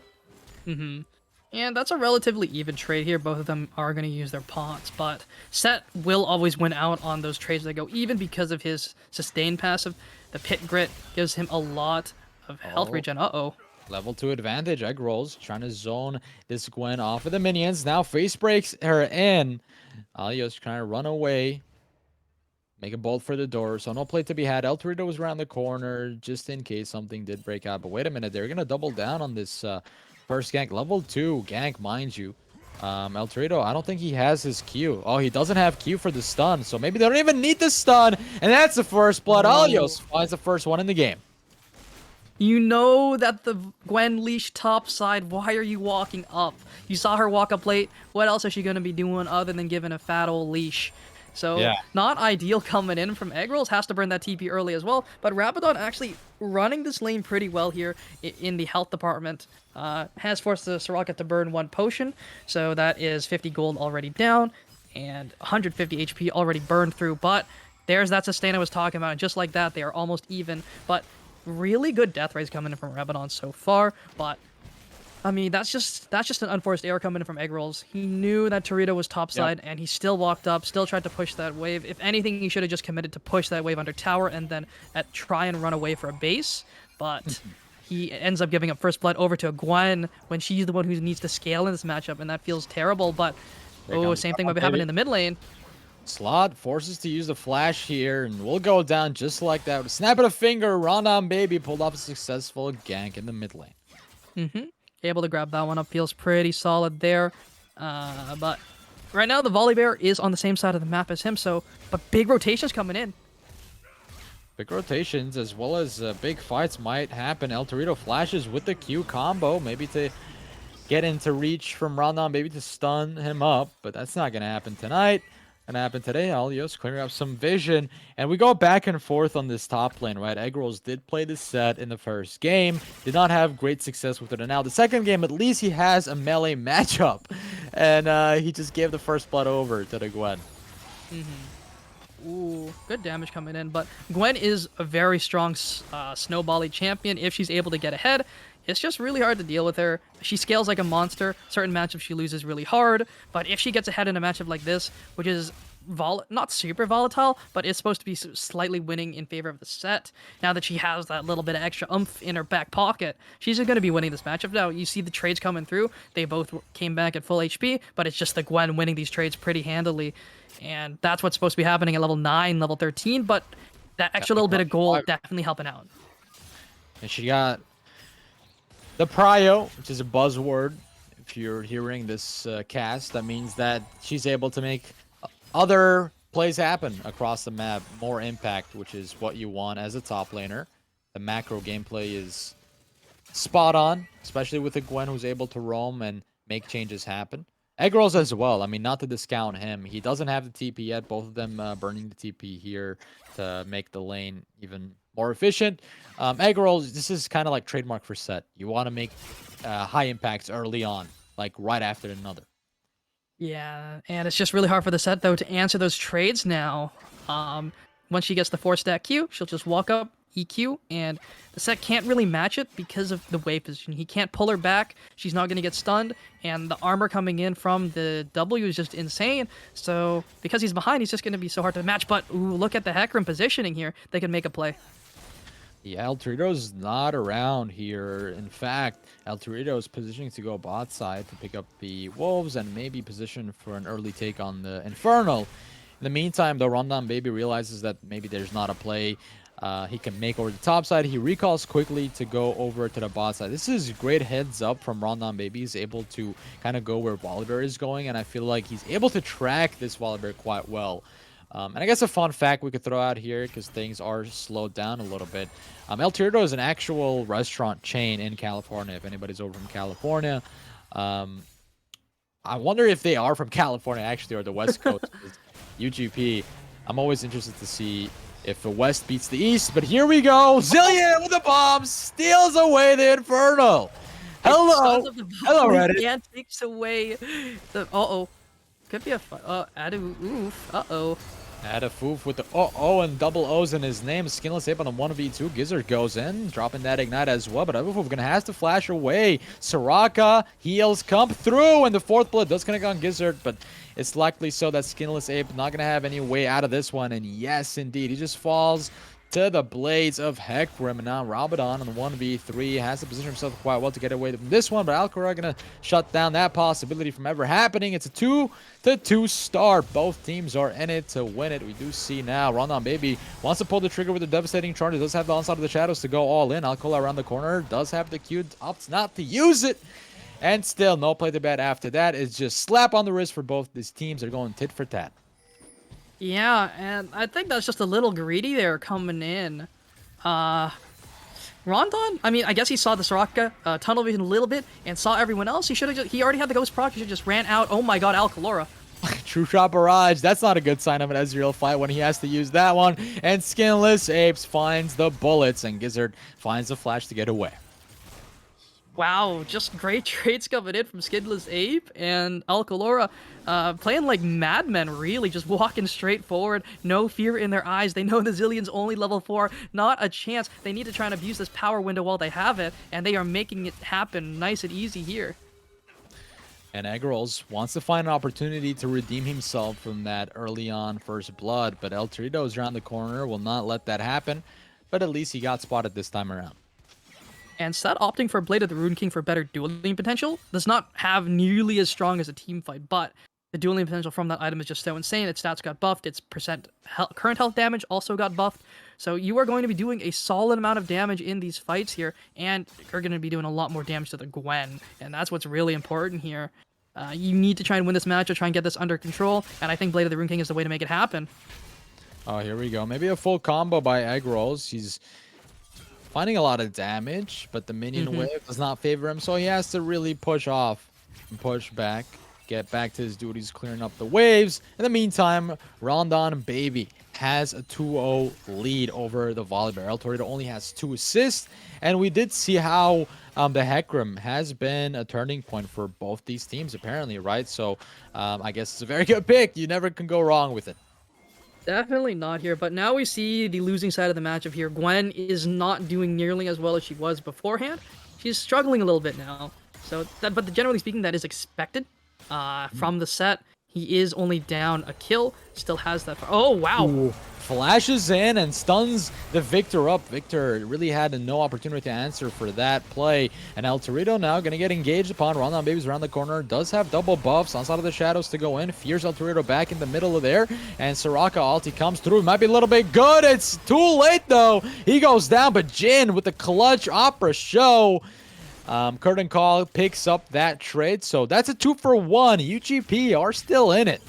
They are in it still, and Eggrols does pick up that kill, so it also does help out in the lane, but Gwen was able to get a plate. Gwen is able to shove that wave, has a solid CS lead now, and that plate with first blood bonus. She is still slightly ahead, all things considered. Yeah, slightly, 600 gold. So she is in a solid position, but this Hecarim has taken over the game, looked for a good play. Unfortunately, it did end up getting traded back, but I mean, you need to try and get whatever you can right now. Once again, you are on that time. You are the early game team. You still have some scaling options here, but playing into a double AD carry with an Enchanter and a Gwen, that's just a recipe for great scaling. Yeah, and I feel like they're really unbothered by it. You can see how cool Alios is, because I feel like if that was the first blood on Oh, anybody, wow. let me just interrupt myself here as Devastating Charge will find the kill. And a huge shutdown. Rondon Baby picks up the third one in the game. 11 minutes in, they're already leading the charge with 1 Infernal to none. So this was just a great way to get control back from that bot lane prio. So all the gold, realistically, is going to be on this Hecarim. He has all the kills. He's top gold on his team. But is that really where you want everything to be? I don't think so. But they still do. They don't have a gold lead, but Hecarim is the richest man in the lobby, having a great time, having a big old wallet. Big fight in the mid lane, though. Not Rabadon really. wasn't quick to follow, so it just was like, okay, not today. I don't want that smoke right now. I'm gonna let you guys do your own thing. And Gwen getting zoned from the wave. That's what you expect to happen here. Just, yeah. And this begs the question, like, if a top laner gets the first blood, is it really useful? And speaking of that, Rondon maybe interrupts me yet again. Skinless Abe. Speaking of out of position, that was not a good place to be in the wrong time. But I guess for the price of the Jhin, UGP pick up the Drake. They do lose a good chunk of their lead that they did have. Hecarim is still popping off here in game 1, or game number 2. Hecarim has just popped off both games, honestly. Yeah, that's what I'm saying. It's 2 for 2 so far, but Adufov gonna get engaged on, just like what happened to Skinless Abe is happening with Adufov. And Gizzard now under a lot of attack. The Zillion ultimate already used on Adufov. Now he might be able to get 1 kill at least, maybe. Not gonna happen. El Torito brings down the hammer and picks up the 3rd kill with 300 gold bounty on their head. This is a great resurgence from El Torito. It was being a little bit quiet, getting outmaneuvered by Rondon Baby, but a great way to get back in. Definitely a way to come back into this game. Gwen is going to be the first one on Mythic Watch. Unfortunately, it's not going to be Rondon Baby, which I did suspect to actually end up getting Mythic first, but not able to. Oh, wait, Rondon. Yeah, Rondon optimistically going there. Very aggressive positioning for him. He might have to pay a hefty price for it. Rondon Baby goes down. Rabadon around the corner could not save the Hecarim. And it just begs the question, what was that for? I wanted some KFC. You know, what can you say? Unfortunately, not able to get that, but he was a little bit of an Uber Eats driver for that refund there. Did get taken down. Also didn't have Ghost or anything. Also no Onslaught of Shadows, but they're looking to make a counterplay on the bot side. Finally, set play happening live in action, but he didn't even get insist for that TP. Ooh, Feels bad that's now. rough. That feels pretty bad, honestly. You TP down, try and get an assist, try and get something, but you don't even get either. Yeah, You get lose kill top lane XP. first, That's pretty great. You get kill XP. Skillless Ape gets flashed down. That's what happens when you don't have a support and you're still aggressively positioned. And Skillless Ape has been just getting caught out time and time again. Like, getting too comfortable. I feel like he just needs to tone it down a little bit. Yeah, getting caught a little bit, but I mean, he's still ahead in gold. He's farming pretty well here. But Rondon Baby looking for the play on the top side. Will they be able to find it? Wrap around. Gonna force out a TP from Soraka. Understand that something's going on in the top lane. Ilios gonna pop the Ghost to get away and the ulti, but ulti is responded by Rondon Baby, finding that devastating charge well outside of the shadows, but Ilios goes back in. Facebreaker used, and now Unstoppable comes in to Showstopper. Egg rolls with a W. The Haymaker does not find the kill as well as the Hecarim does, but El Torito is here for the trades when he's needed. He shines up, rise above competition, and conquer. Rondon Baby now, this is deja vu for him as he got caught for getting KFC red-handed. Now he has to get away, peel back, but Rabadon is here. Maybe retaliation from this Victor. He's not finding anything so far. Chaos Storm used, El Torito gets back. The heal is so good from Soraka that El Torito stays alive. Yeah, and great read. Once again, a reactionary play that turns out heavily in their favor. 2 kills down into the back pockets of El Torito. Gwen also getting an assist there as well, but also got the tower and a huge CS lead. So she's in a great spot, and Adoof Oof has to try and give up something here because his support's not there. Is not going to get punished all that much, though. They are afraid of the Zillion, which is respectable. He does still have the Chrono Break. he can still revive you from the dead there, bring you back with a good chunk of HP. So still something to worry about here. But we do see heal cut coming in from almost every single member on the side of top. Hecarim already has it. Zillion's building towards it. Wouldn't mind seeing it out of the Victor as well. So yeah, they're in a pretty solid spot. Soraka, the Mythic Watch completed too, has that has a Moonstone Renewer. Going to be healing a lot more as the fight does go on. Heal bonus as well ramps up during the fight too. So longer and extended fights are definitely in UGP's favor. They're going to be happy to take these. Just AoE heals coming in from Soraka, already amplifying her normal heal. It's pretty great. Oh, I'm going to stop the base too. Just cheeky play there. Just to be a little cheeky. And you see Skinless Ape as well. This is a position where he doesn't want to be caught out yet another time because he doesn't have his flash. He only has his exhaust. Maybe Alcalora with the movement speed built in with the Senna. Maybe they're able to get away because guess what? Rondon Baby has his eyes on the prize, which is the Jhin. Over the top side, we might have a 1v1 happening. No turret to help egg rolls, but here comes Showstopper. The Gwen under a lot of trouble. The heal comes in from Soraka to turn things around. The Haymaker as well. Alios now. Level 12 against egg rolls. He does not find the play. And Alios rise above the set and picks up that solo kill with the help of the Soraka. Maybe not on the bot lane. There's a lot of action going on. Action unpacking. 5 breaks out. Alturito dives under the turret, but pays a hefty price. 700 gold bounty picked up. Devastating charge. And saw the shadows. Wombo combo for the triple kill. Rondon Baby turns that one around. And 11-12. Top Shelf are still in it. What just happened? That was just a poorly executed dive. They broke the tower aggro with the Volibear R, but I think there were a couple autos canceled, which is very unfortunate. The Ezreal just lived on like a fingernail of HP, and that is what made the cookie crumble there. Torito wasn't able to get the Triumph reset, so Rondon was just able to wail on him with all the abilities and the powerful of the Trinity Force just scaling up as the fight does go on. That's why you build Triforce. You just get stronger and stronger. It's like a mini Conqueror. And I mean, I really like it on the Ezreal here. I think it's pretty high value. Definitely higher value than the Essence Reaver build. So he's in a solid position too. It's just very unfortunate. It was the right call. It was a proactive play. It was looking good. It was just a mis-execution, but I still like the look that came in. But great reaction from top though to make it work. Who it was? I think El Torito was the one who had 700 gold bounty, right? So if you have a 700 gold bounty, don't do that. Play safer, maybe. Question mark. But speaking of that, El Torito has nothing to lose this time around. Doesn't have any gold bounties. Gonna force out a flash from Rabadon. The lane is still looking rocky for this Victor. He hasn't been able to find any solo kills or advantages. But here comes Rabadon. Maybe he says, maybe I get to do this a little bit. Showstopper as well brings back that Soraka, and now Ilios in a lot of trouble. Rabadon Baby doesn't have the Onslaught of the Shadows anymore. Oh, he does have it, but he opts not to use it. And the Gwen, the rest of her allies are gonna live. Too bad for the Soraka though. UGP slot still has the TP to get back in the lane if they wanted to. Unfortunately though, Sloth did get caught out there. I mean, caught? Really? The Hecarim just ran at you at the speed of sound from like 2 screens away. Don't really consider that being caught out, unfortunately, but Aeolios almost did bite the bullet there too, but was able to get away, not even burning the ghost after TPing into 4 of them. Gwen is immune. That is just 200 years in its finest there. But I mean, this Hecarim is really a threat. Already has a Death Stance, 2 items in the back pocket. He is so hard to kill now, and it's really going to be hard to deal with this as this game does go on and on, but unfortunately though, he's the only one who's ahead on gold on like just in general. Not a single other laner is ahead. Hecarim is the gold lead right there. If your Hecarim falls, your DPS just drops out. Your gold lead just drops. Just so significantly. Or not even gold lead, they are behind still. It's all because of Hecarim that the gold lead is even relatively close. So, something to think about here.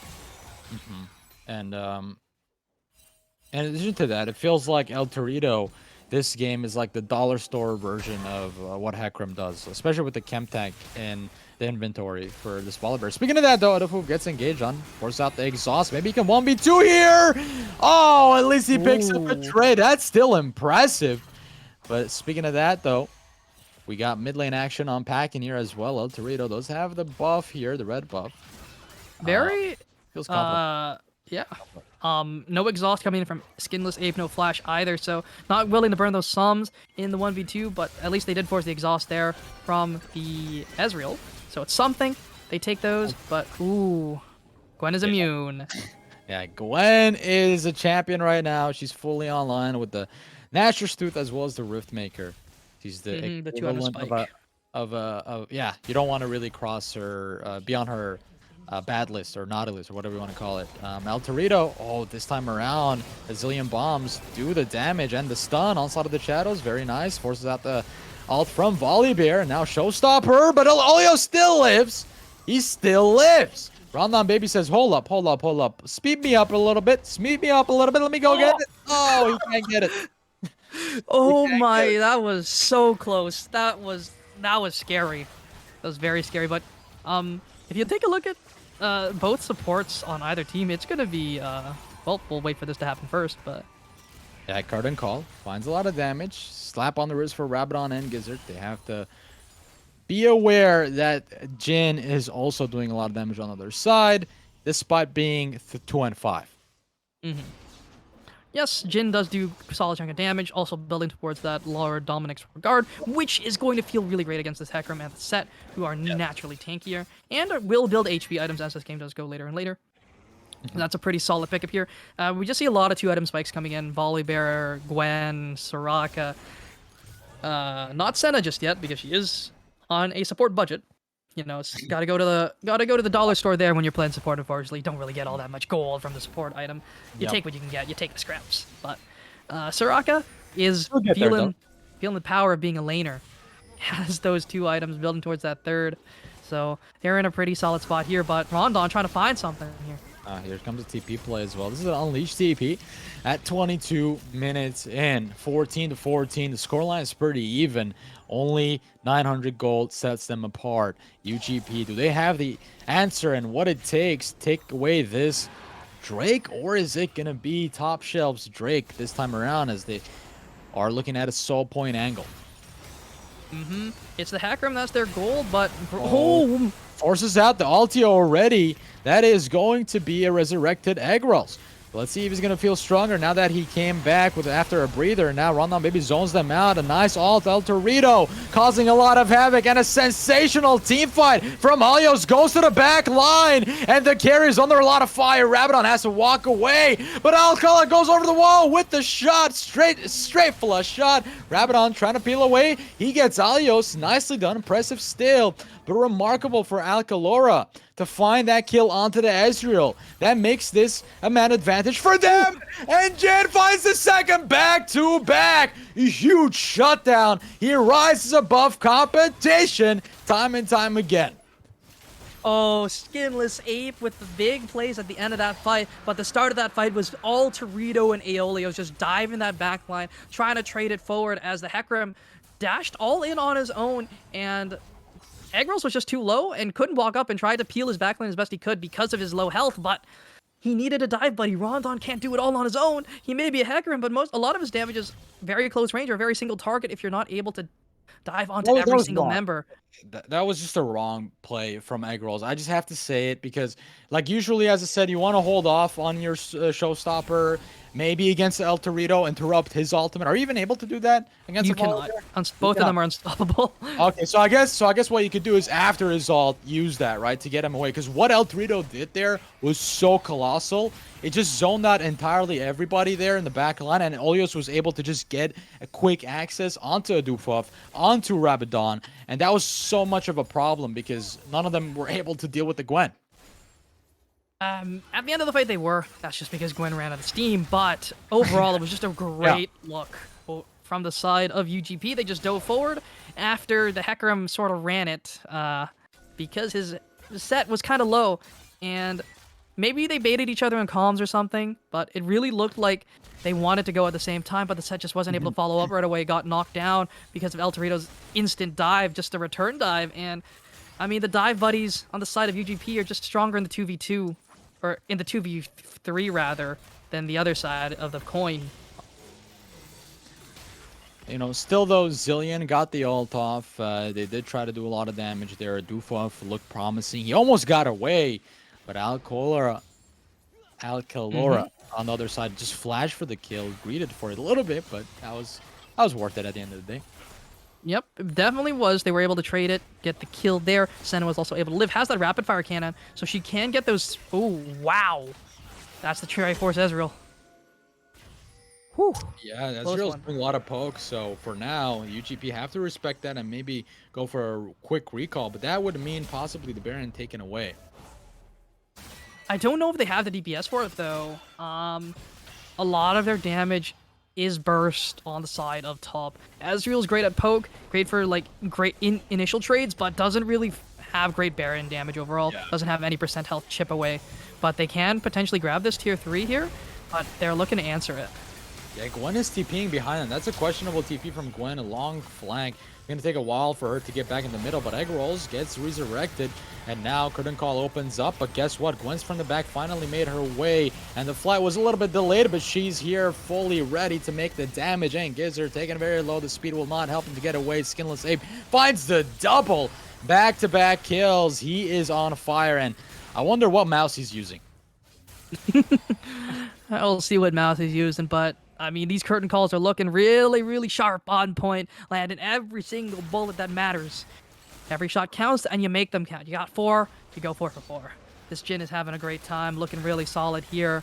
But, I mean, Sloth has to be looked at here. The Soraka's just topping them up. They get chunked? Who cares? I'm Soraka. Have your health back. Here you go. The Health Peddler. The Wambulance. Just making this game so hard for them to play. They have to try and short trade. That's usually how their comp works. A lot of bursts, a lot of poke, but poke is not strong into Soraka, and they also have a Senna to amp that healing even more, and Senna also does damage, so it's just really hard for top to try and make things happen here. They're not looking too hot here. They're down almost 4k, and they do have 2 Drakes, but it's 2 Drakes to 2, and we saw how the last Dragon fight did end up going. Definitely in favor. Yeah, it's interesting to me that we only got 2 Grievous Wounds items so far. We don't got a... I mean, the third one would be probably ideal. Maybe Morello's on Victor. I don't know what he's building next, but at least we got Executioner's Calling on the set. We got Executioner's Calling on the Hecarim. But like you said, it's just about the healing amp on the side of UGP. They're just able to sustain, and the longer the fights go, the better they look in them. They're just looking really strong. Dragon up in less than 40, so they are trying to get some vision set up, trying to get something rolling here. Hecarim, though, is still strong, up a good chunk of gold, but still hasn't finished that 3rd item. But we see a lot of 3-item completions there on the side of UGP, especially where it matters. The Gwen and the Jhin already on that 3. Soraka also has that redemption built now, too, so they have even more AoE healing available to them. And, ooh, they might catch out Alka here, forced to flash over the wall. Yeah, Alka forcing, or at least burning the flash right now. Will not be able to get a kill like he did on the Ezreal, but Ekko the front line getting chunked down a little bit. But at least for now, Rondon Baby, with the help of Gizzard and Endofov, they have control over it. But here comes the engage, here comes the break out of the fight. It's Showstopper right on the target. This time around, Volibear is zoned out, has to ult away, but Rondon Baby cannot sustain the front line. He takes too much damage from the other side, and Olios gonna get stunned up. Adufov with the ulti has to wait to get regenerated, but Ezreal, maybe he can pull something off here. He does have a lot of damage with the Q. He's trying to sidestep with the Ezreal E, but he can't do anything. Eggro's a lone survivor, and that's a triple coming out from Alka. We were talking about this bot lane, and we did not know it was going to be this good coming out from UGP. I mean, it's just double 80 carries. It's 30 minutes. They're really strong now. And they have the range advantage, at least for targeted damage. Every little bit of targeted damage is long range on the side of UGP. The Senna and Jhin, he should be building towards a rapid fire, but the Curtain Call definitely adds to that range as well. But Senna, I want to check her range count right now, at least soul count wise. She is sitting at a solid 111 souls. Can I take a look at these stats? Yes or no? Yes or no? Riot, please help me. But I'm suspecting her range is, what is it? 850 with rapid fire cannon. So how can you answer a Kraken Slayer rapid fire cannon auto? You cannot. You are just hit from light years away, and you cannot answer it at all. Ezreal Q, I believe, is 1100 range. Correct me if I'm wrong. but they are looking to try and catch out Sloth here. He's probably just dead. Their best pick is just to pick like this, right? Oh! But Sloth is going to TP, interrupted by the ulti. Sloth ults in return. Now flashes away. Rondon maybe still on the chase, goes for it. And now one more auto should do it, but Gizzard steals the kill. But it's all good. It's all good in the hood. In the meantime, though, El Torito, they decided to pull the trigger on this Baron over the top side. Elias joins them in the pit. And I don't think anybody's able to answer here. That is worth it. Soraka down for a Baron. I'll take that any day. Yep, they trade the Soraka for the Baron. Victor tries to get a little bit of damage there. Does get some nice poke, but is it enough? Ooh. Oh, maybe Alcal can... Oh, it's going to get engaged on. This is not looking good. And Adufuf able to pull off that 1v1 despite, Rabadon joining in on the damage a little bit there. Going to be a 2 for 2 there, or 2 for Baron. So, I mean, you take the consolation prize. It's 2 kills, but that's still definitely a gold deficit there. But El Torito going in here. Looks like but Aeolios... it looks like Top Shelf are more successful when they're running these picks. They're able to zone them off, and you see the overstepping, overextension coming in from UGP. They're giving away kills they necessarily shouldn't be. They just need to group up. That's what's working for them. They Why totally are you just that dropped. away? They gave up so many shutdowns in just that little bit of time there. So it's looking a little scary. Rondon has hit that level 16 breakpoint, so has the tier 3 ultimate available to him.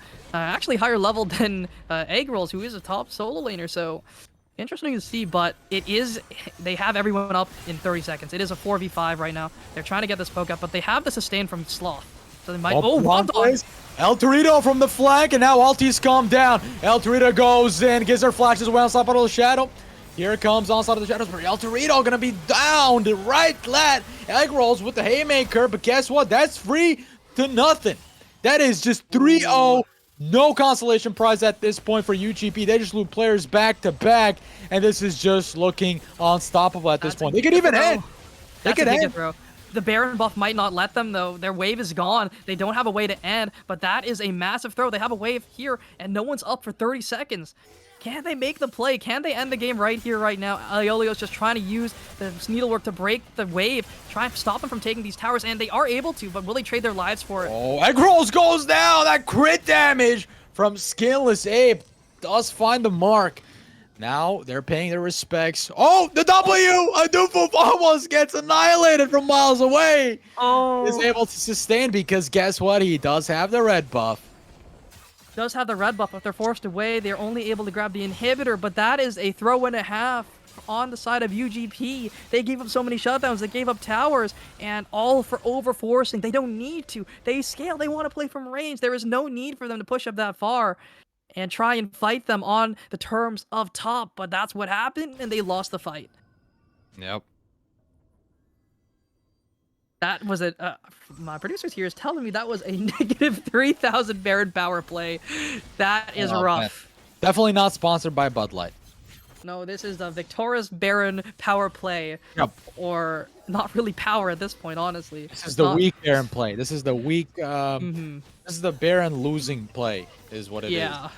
But 50 seconds there on the third Drake of the... Or sorry, Nope, that's not right at all. Sixth Drake of the game. Will it be Soul? Is the question that we're wondering here. Or is it going to be a double small point? Uh-oh, Aeolios. Excitement!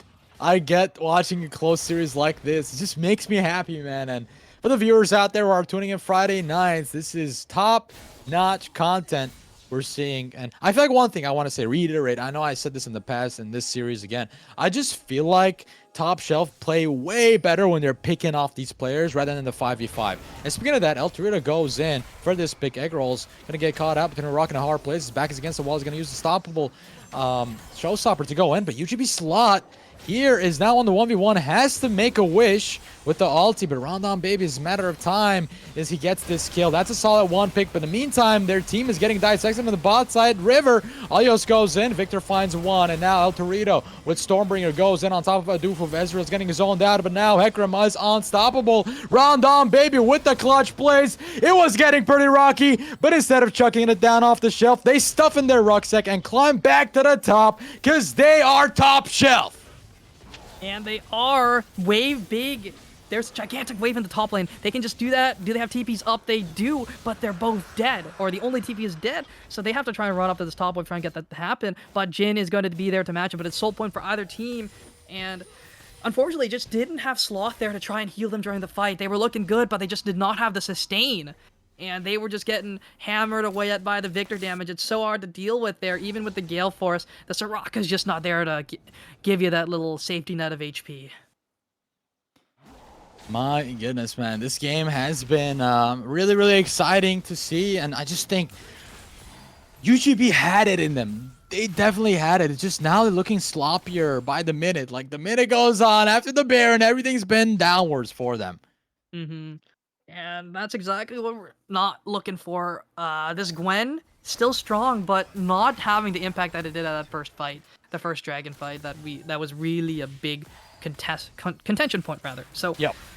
we need this Gwen to pop off, but the Zillion ult is just buying so much time, and Hollowed Mist doesn't last nearly as long, and they're just mistiming it, and that's so unfortunate for them. But Baron up in 30, can they get touched? They have everyone alive, they have Smites up, and will Sloth get picked off? That's really the X factor here. This Soraka is what's keeping them alive in this game, keeping them topped up, allowing them to deal their damage without having to worry. But they're not here up in the Baron in time. It's up in 10, but they have to play defensively. They don't have the ward line. They really have to play defensively here a little bit, but guess what? The priorities in the hands of Top Shelf here. They got inner track for the Baron. They're sending up their vision, but they do get spotted out by the blue ward. And now here comes Soraka face checking. The Gwen is occupied with the wave. Super minion wave, but here comes the showstopper. Nicely done. El Torito now gonna be retaliated, but he's gonna run away here. Curtain Call will buy enough time for them. Meanwhile, Gwen's still catching up on her way, and that is one kill down. Skill and Save does find Egg Rolls, who's over optimistic. Aggressively positioned. Speaking of aggressively positioned, Skinless is gonna get annihilated there, gonna get jumped on. Rondon Baby as well as the same story, but Skillless Ape does find one in the back foot. Are you kidding me? What is going on? A Doofoof now the only one left alive. He finds one kill, not even. Was that one kill? It was That's one. Alpha goes down, but there's Skillless. It's Skillless. Are you kidding me? 50 seconds on everyone. Can they end the game? They have to try and get these towers down right now. That was the blunder. They're trying to sustain the wave. They're trying to get rid of as much damage as they can on these towers. This is going to be really close. It's going to be tight, but can they do it? Oh, this is the blunder. They can. They're keeping on the wave. This could be it. They can end. Wow. After seeing the G2 game, and now this... We're looking at a 4v1 right now. Egg rolls 1 second. I mean, can he even do anything on the wave? It's going to be really close. It's pretty over right now. But he goes Showstopper. Does find a lot of damage, but Alios is not even concerned about that. They're worried about the Nexus. And there it is. In a surprising fashion, Ergot Poseidon bring back the series. In a surprise. Come out on top. I never doubted.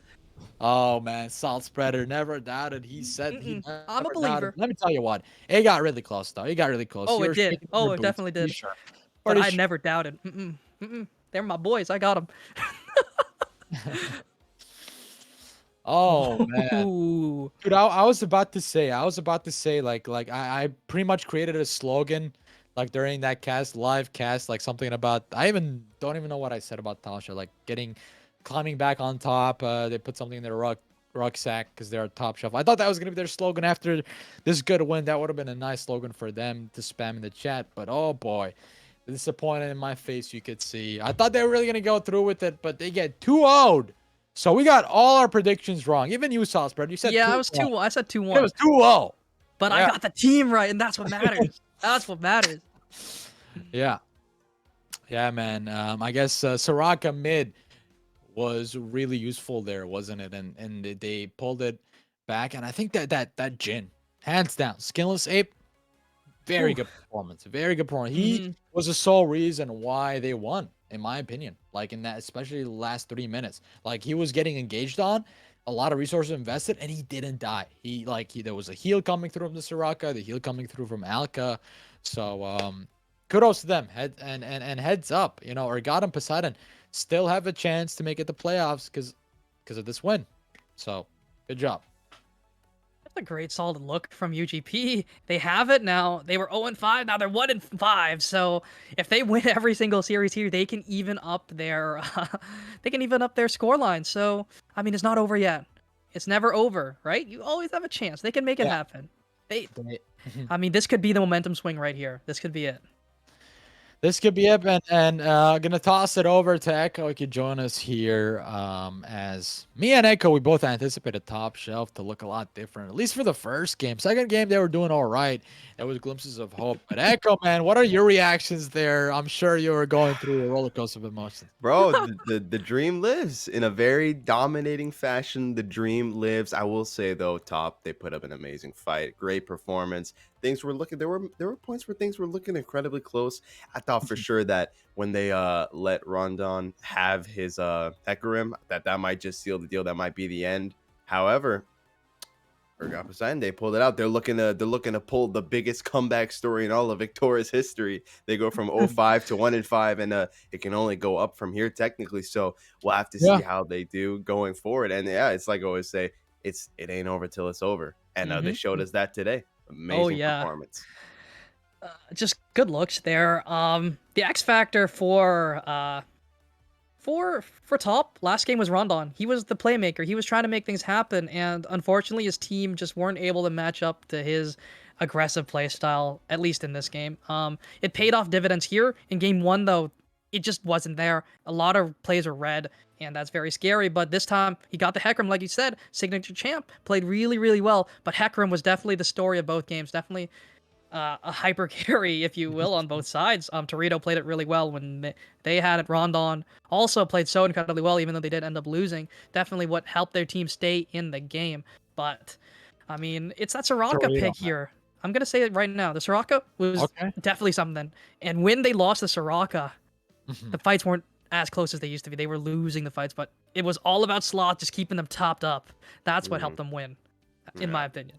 And when definitely there's a flop. Soraka, there's hope. And I feel like, for people who are UGP fans, not to say I was a doubter. Let me just always say this: I wasn't a doubter. I just thought that Top Shelf didn't look like their selves in the first game. Like it looked like they were struggling with something, and especially that top side Zeri pick. Let's talk a little bit about that, right?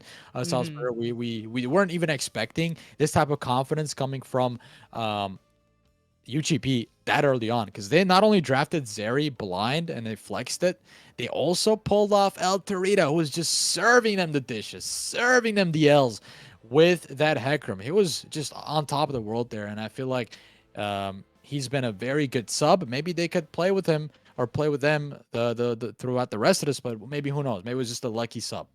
Yeah, absolutely. I mean, I'm not afraid to say it. I'm the CEO of Doubt Incorporated, bro. I did not expect that one to go into the UGV's favor, but I always enjoy being proven wrong, and I was certainly proven wrong today. And it's like you're saying, is Torito kind of that magic charm maybe that they kind of needed Maybe. to start getting these wins? They can't afford to really find out. They can't afford to test with it because they can only win from here on out. So maybe we'll see Torito kind of coming more into play as we progress on. And who knows? This is the UGP sweep. You never Hmm. know. Anything's possible. Yeah, Torito's goaded. UGP still has a chance, and Top Shelf. I wasted the slogan, live slogan, but it's all good. Maybe next time I'll remember what I said and I'll say it again if you guys do come out on top. Well, you'll have a week to think about it because that's going to be everything from us tonight. Thank you so much for tuning in. Amazing game. Thank you so much to my casters. Amazing job from both of you. And with that being said, thank you so much for tuning in, and hope to see you guys next week. See you guys. Take care.